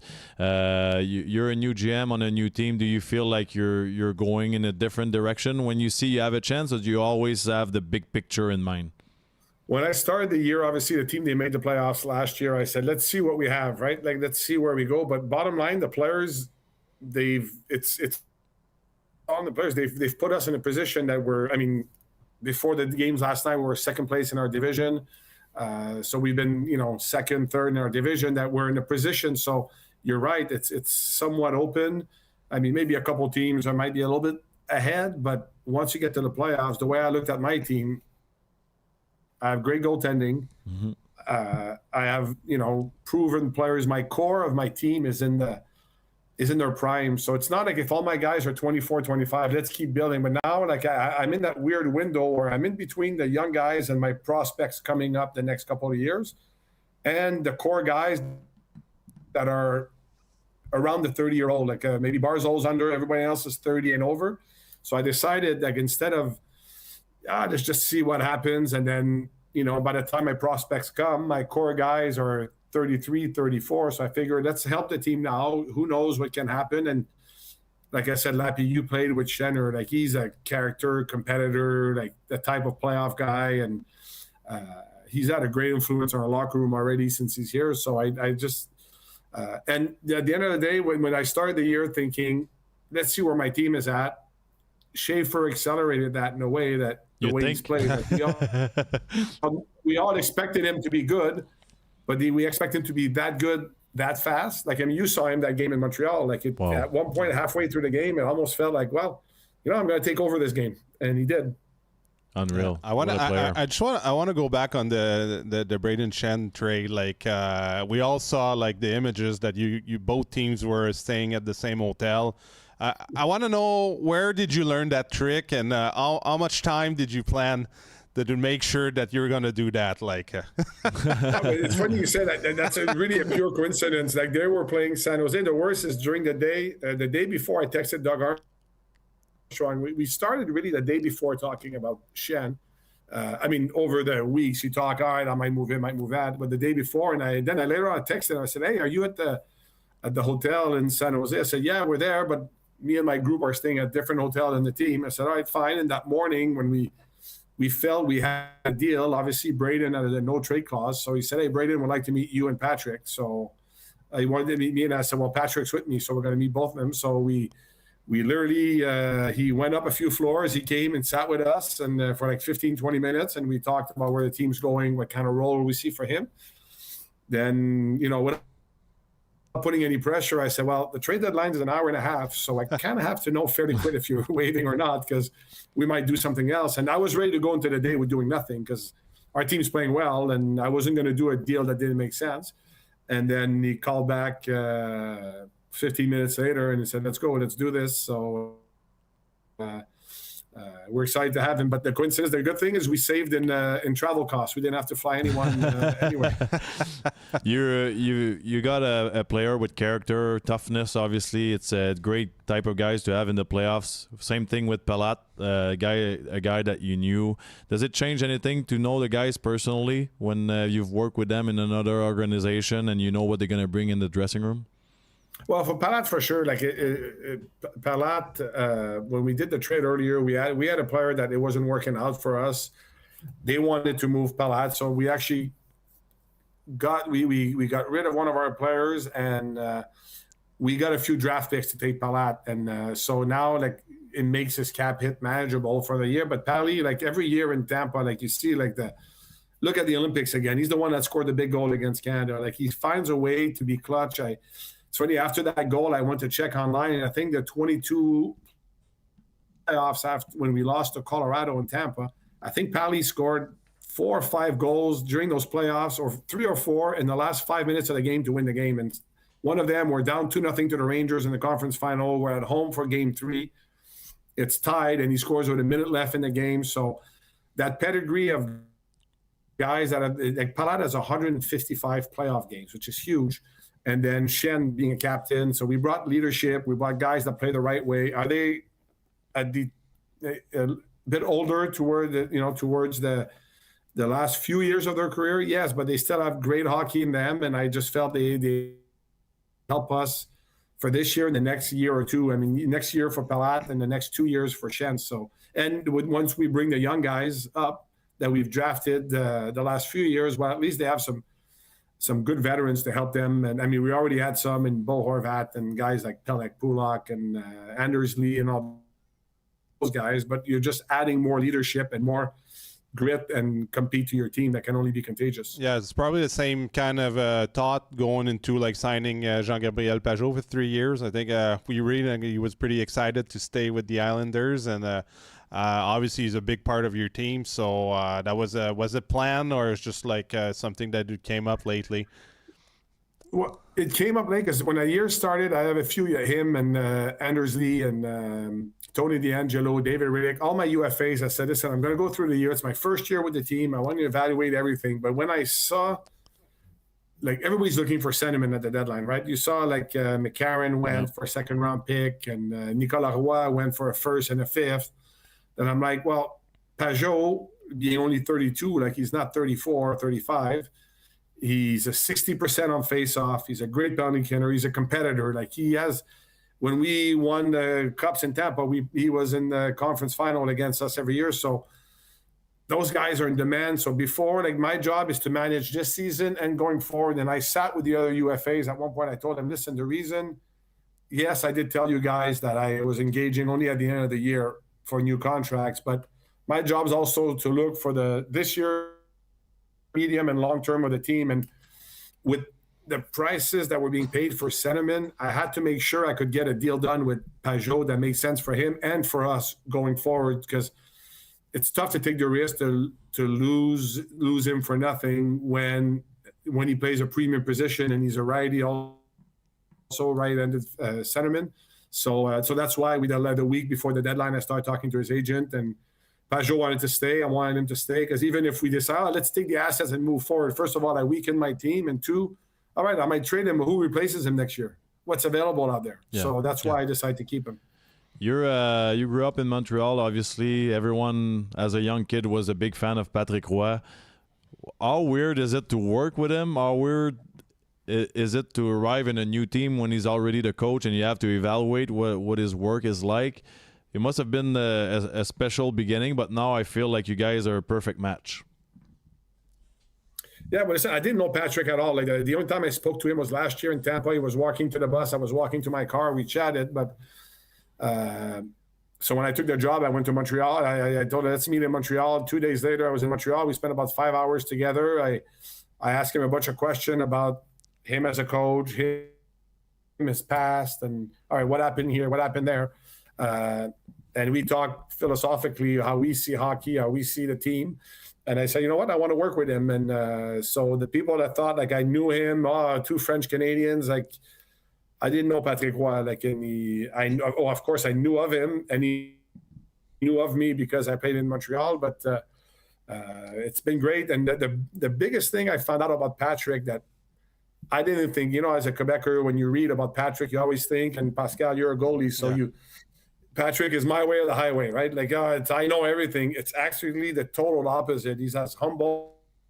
Like, that's a bigger. And I told him a couple months ago, I said, Patty, I thought you were the guy, like, hey, I'm Patrick Roy and I know everything. And my opinion is better than anyone's opinion. And it's the total misconception I had of Patrick, how humble he's been. And he's been a pleasure to work with. It's funny you say that, because, like, being a former goalie, like, I always I look at him, like, coaching, and I'm wondering how much input does he have on goalies? Does he work with Sorokin or both of your goalies quite a bit, or really he's just more like ends off? Because I know you guys changed your goalie coach early in the year. I guess like the new guys got a history with Sorokin, but what kind of role does Patrick has with his goalie? Does he really leave it 100% to the goalie coach, or you could see him once in a while kind of give him give tricks to the guys? I mean, if I was in that position, it would be kind of weird. Yeah, a little weird. It's just okay. Oh my God, Patrick was watching me every day. Like is he judging me? Am I good enough for him? You know what? They also say like guys like Barzal, they ask Darche how to score goals. You know, like it's. That's me on the stage. I know you are a great goal scorer, Darche. You like the high glove, huh? You like the high glove. No, I couldn't lift it. I was good. Jerry Price kept saying I was the best.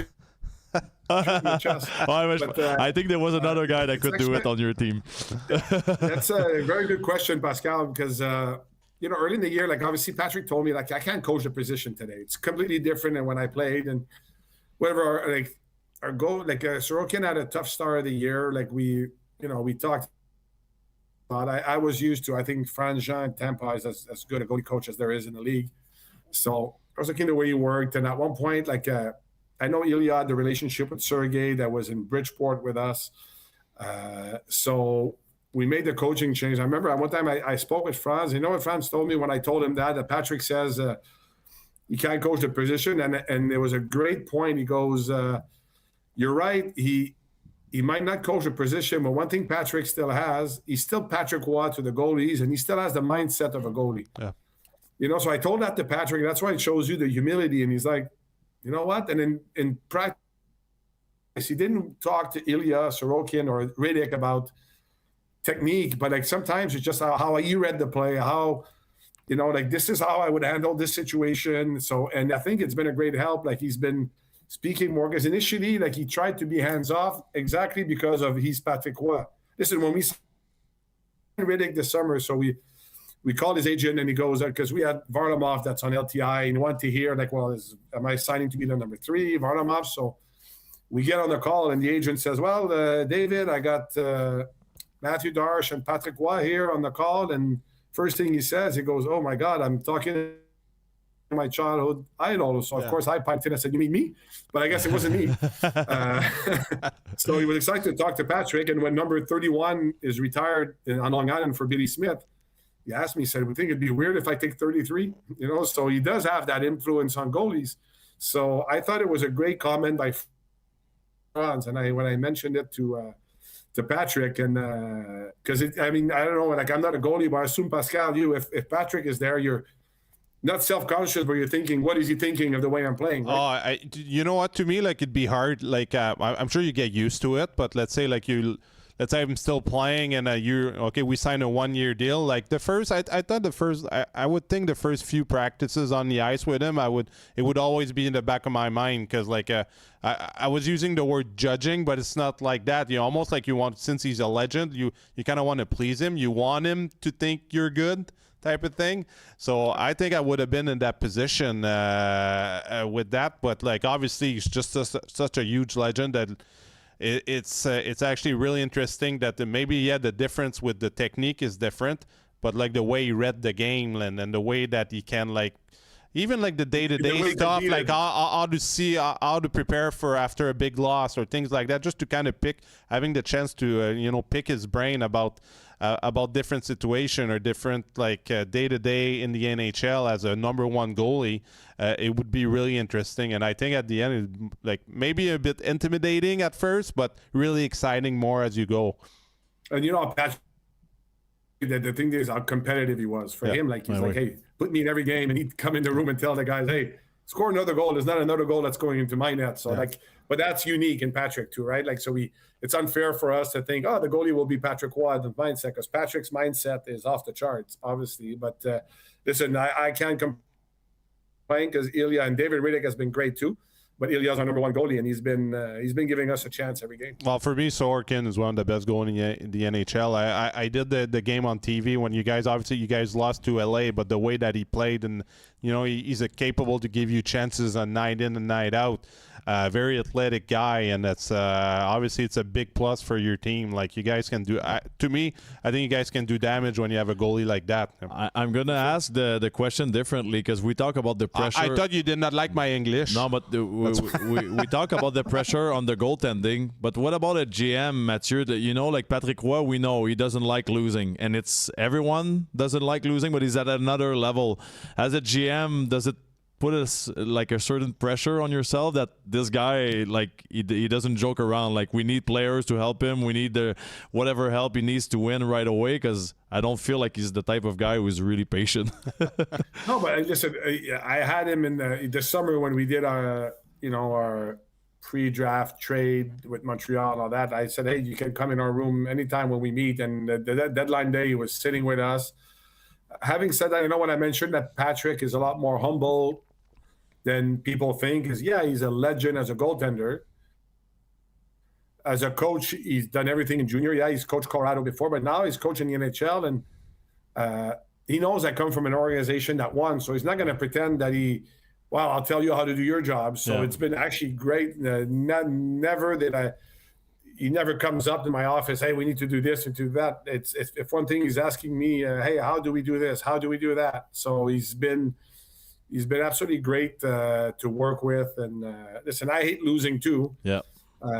He hates it too. And obviously coaches, they think today and the next game, right? I have to think next game and going forward, because sometimes, any coach can say, okay, we have this player. Yeah, there's a thing called the salary cap. There's a thing called number of contracts. There's a thing what is he going to cost next year? So, but the discussions have been great. So I have it's been a pleasure. He's been a pleasure to work with. Do you always have a nicer room than him on the road, or? They're roommates.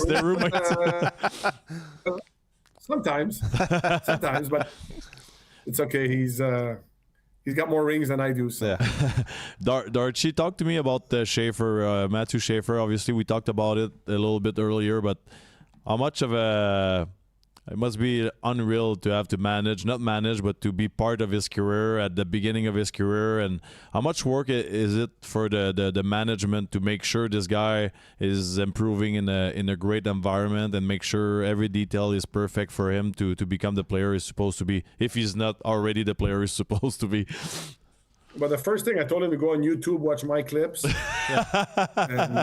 that's no, but what's been great is he turned 18 in September. Like, he's not only like a guy that turned 18 in January the previous year. So he was 10 days of being in this coming draft. Wow. So he's by far the youngest in the league. And New York's a big market. So he's been living with Matt Martin. It's been awesome for him instead of living alone. Matt already has 4 kids at home, so he almost has a live-in babysitter now too. Yeah. And Matt, like, he's able to talk with him. And so he's been like, listen, we thought he would become what he becomes. We think it would be in year 1. Like, you saw him in Montreal. Like, it was the first time. It's too bad because Montreal saw him for the first time late February when and of course you see highlights, but I think when he played that game, the fans in Montreal understood what kind of player he was. Like, how special he is, because he's 6'2", and he might still grow to 6'3". Like, he's 188, 90 pounds. So, at this prime, he'll probably be 200 pounds. He might be 6'3", and he skates. A bit better than me, but he's and then only that is he's an outstanding kid. Like, sometimes a rookie can come in, get all the attention, especially in a market like New York. Guys can be jealous. There's absolutely zero jealousy. The guys love him on the team because he's got a big personality, but he's humble. He deflects to the teammates, and at the end of the day, like, listen, early in the year when I thought I will give him his 9 games, we'll see how he goes. And by game 3, when Patrick started playing him 25 minutes a game, I figured, well, when I called his junior GM after game 7, I said, yeah, you're not getting him back. He kind of figured that one. Yeah. So it's been great. He's brought some enthusiasm to our team. And even, I have a few of my veteran Ds that are more defensive guys, and they're skate the puck up the ice. And one of them told me, I see Schaefer doing it. I'm like, maybe I can do some of it, some of what he's doing. So he's brought confidence to the team. He's been a pleasure to have around. Great kid. Like, he'll talk to everyone. He's even my wife calls him the natural PR machine, and it's nothing phony. Yeah. The best example I'll give you this summer when we did it. Obviously, everybody knows the story with his mom, right? That passed away. Yeah. His billet mom and all that. So when we did his contract this summer, what we did, we brought like 15, 20 kids in the dressing room that lost a parent. So of course there was cameras. We did the thing, and after that we were going to the Mets game. He was throwing the first pitch. We were announcing his signing.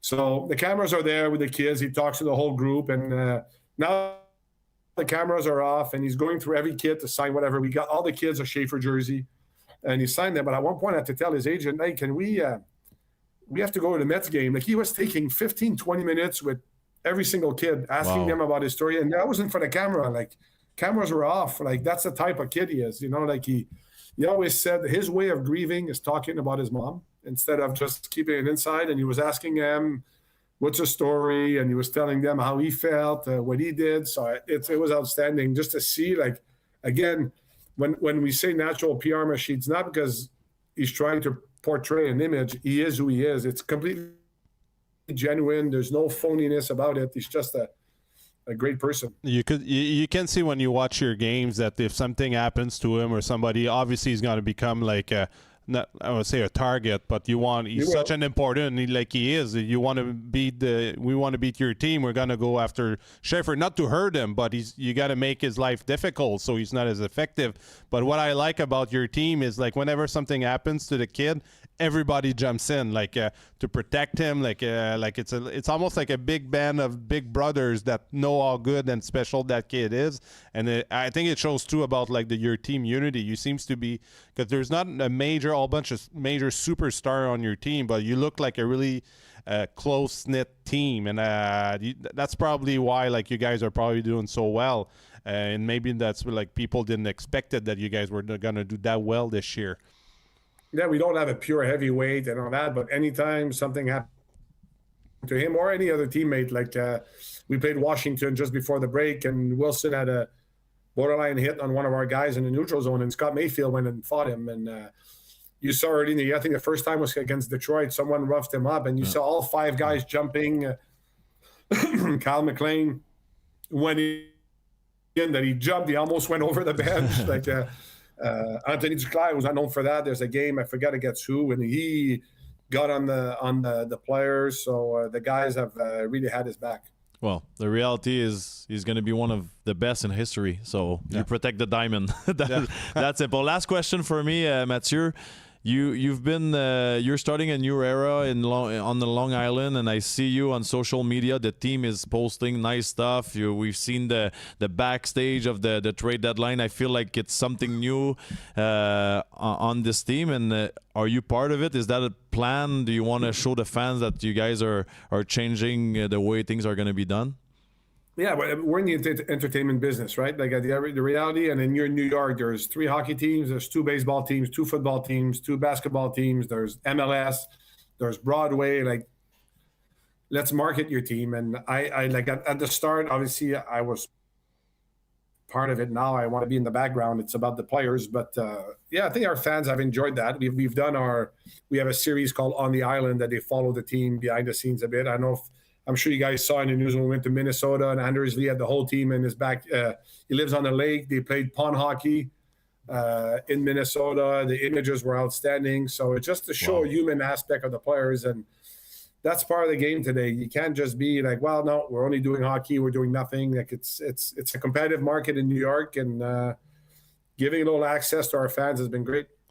It's refreshing too, huh? Like it's like the new guard of like you're being a young GM in the league, like a whole bunch of former players are now in more important roles, and it's kind of different mentality than when we played. It was a bit more like closed door, and then couldn't really see anything except maybe the games, and if you were lucky, practices. But it's great. But I think it's better and it's good to see that more and more teams that you get to learn about the players a bit more, their personalities, and I think it's even more fun when you pay your ticket and like you almost seem like you're the guys that are playing from. It's way better. I'm a big fan of Mathieu Schaefer because of it. Like even before his first strides in the NHL, I was like, this kid is unreal. What a personality! Like, and you're kind of attached to this type of guy of player, like, right? Then you watch him on the ice, and he becomes like one of your favorites. So Good job, Darche. You're doing it's good job. At the end of the day, you have to manage in between. Like, all right, yeah, Schaefer's been great, but you can't overexpose him either. That every single day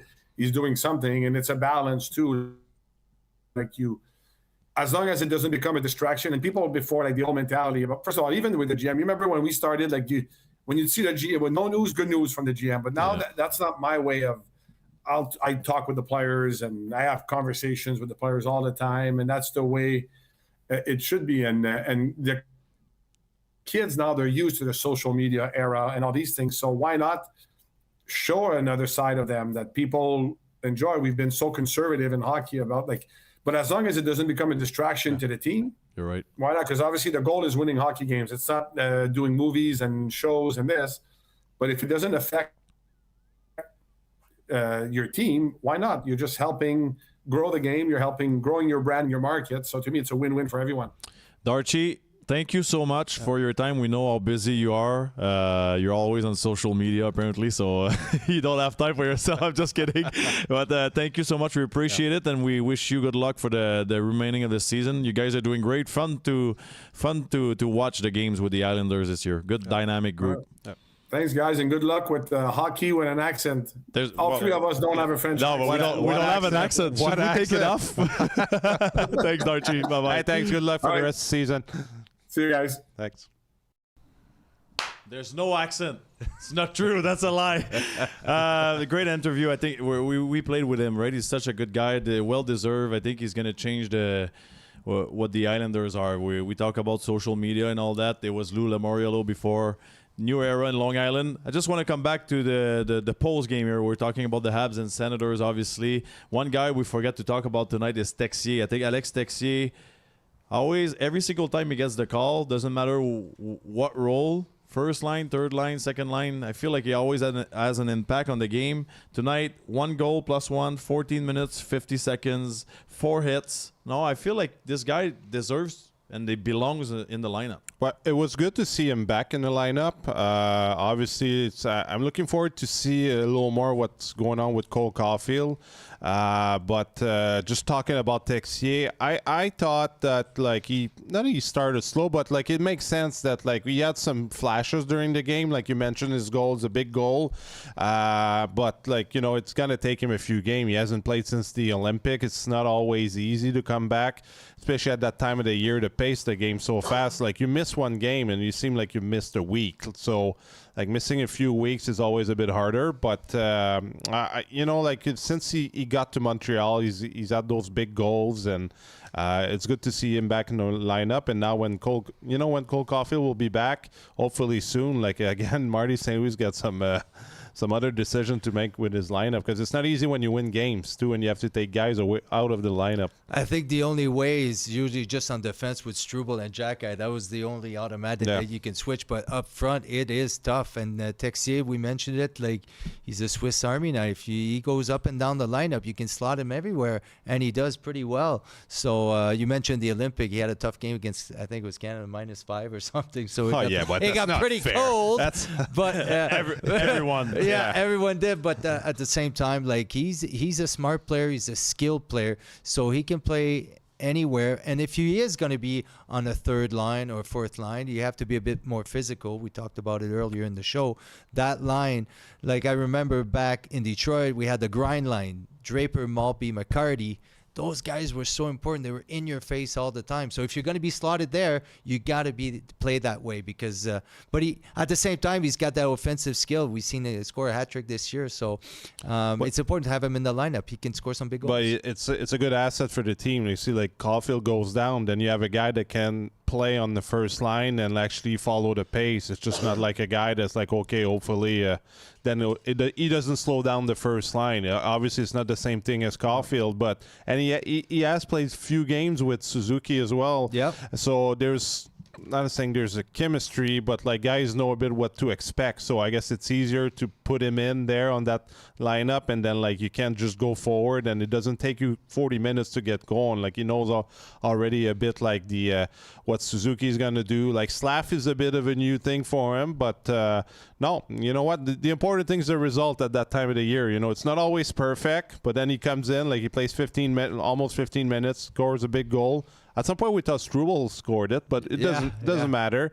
The good thing is to see him in the lineup and actually getting some time on the ice if there's more injuries. Like, because it's hard. Like, if you're not playing and it's like 2 weeks become 3 weeks, and then it becomes even harder to come back. And pretty much Ottawa was playing their season. Like, they needed that win to get back. And let's go, right. Let's see. Right now, this is the picture now. Tampa is first. Oh, no, sorry. I'm going to refresh because the game has changed. Buffalo's first with 86 points. Then you got Tampa and Montreal tied at 82 points. Woo. This is enormous, guys, because at one point you're going to want to talk about home ice. Boston is at 78 points. Columbus is at 76. But tonight, Ottawa's at 73 with 64 games played. So with a win, they would have been 3 points behind, but now it's 5 behind Boston. Yeah. That's a tough loss, guys. Yeah. And they've been hot. They've been like before the night, like they were like 6-1 their last 10. 9-1-2, I think it was. Yeah. So, but you know what? Ottawa has been playing some pretty good hockey too. So they're not out there yet. But the problem is like this year in the East, everybody keeps winning.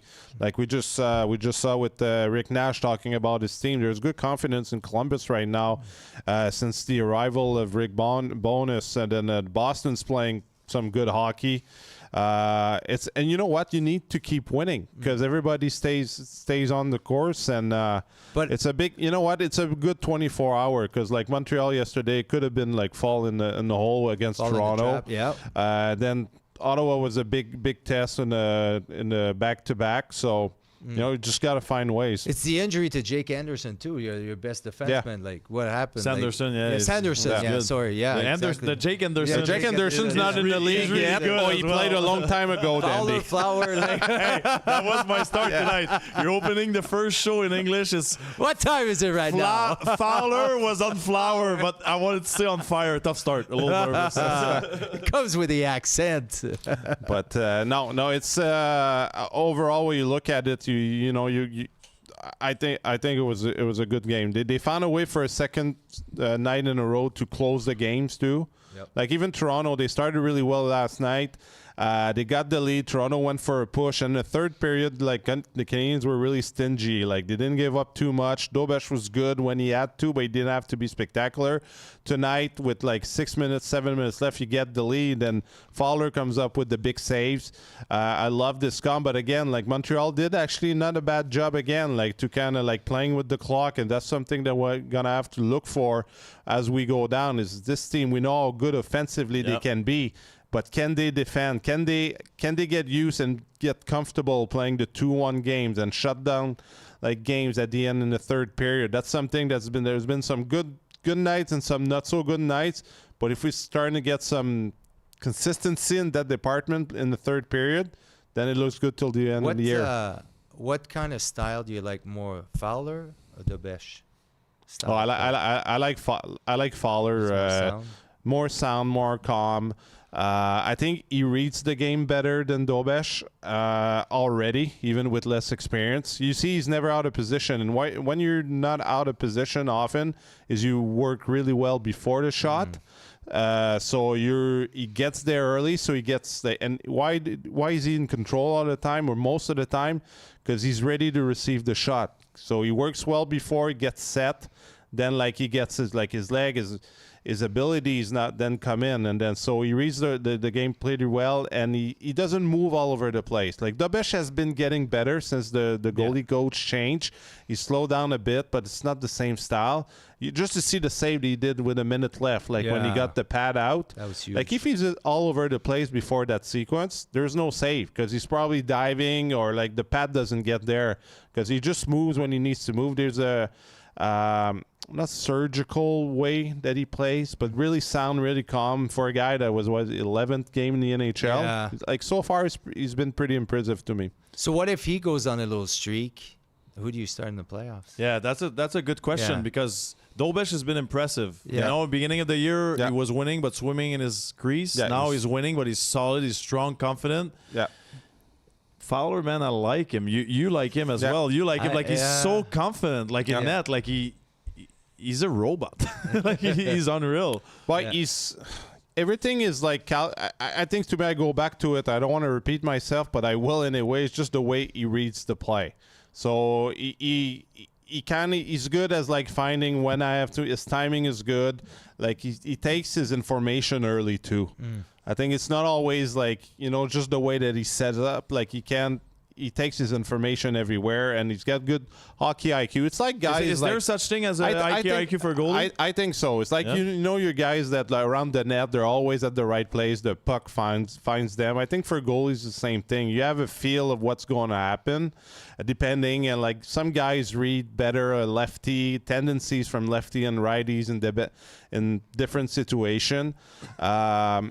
Usually that comes with experience and knowing the league. I think Fowler impresses me with that already because he's really caught off guard by plays, which tells me that is like again like he's got good hockey IQ. He knows the game. He's got good reaction. So far, I think the advantage of it. And now can he keep doing it?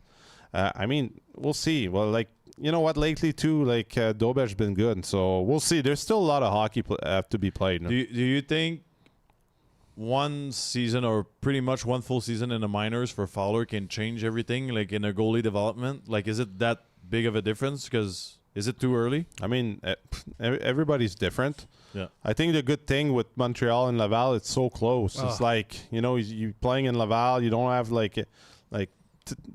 tonight was a good setup. I guess he obviously slept in Ottawa last night. He knew it yesterday that he was going to get called up, even if we announced it today. Yeah, it's easy. It's easier if he goes and plays in Montreal. Like you don't have to take a flight to get to your home base. Like it's already there. Like you're 20 minutes away from the rink. Right.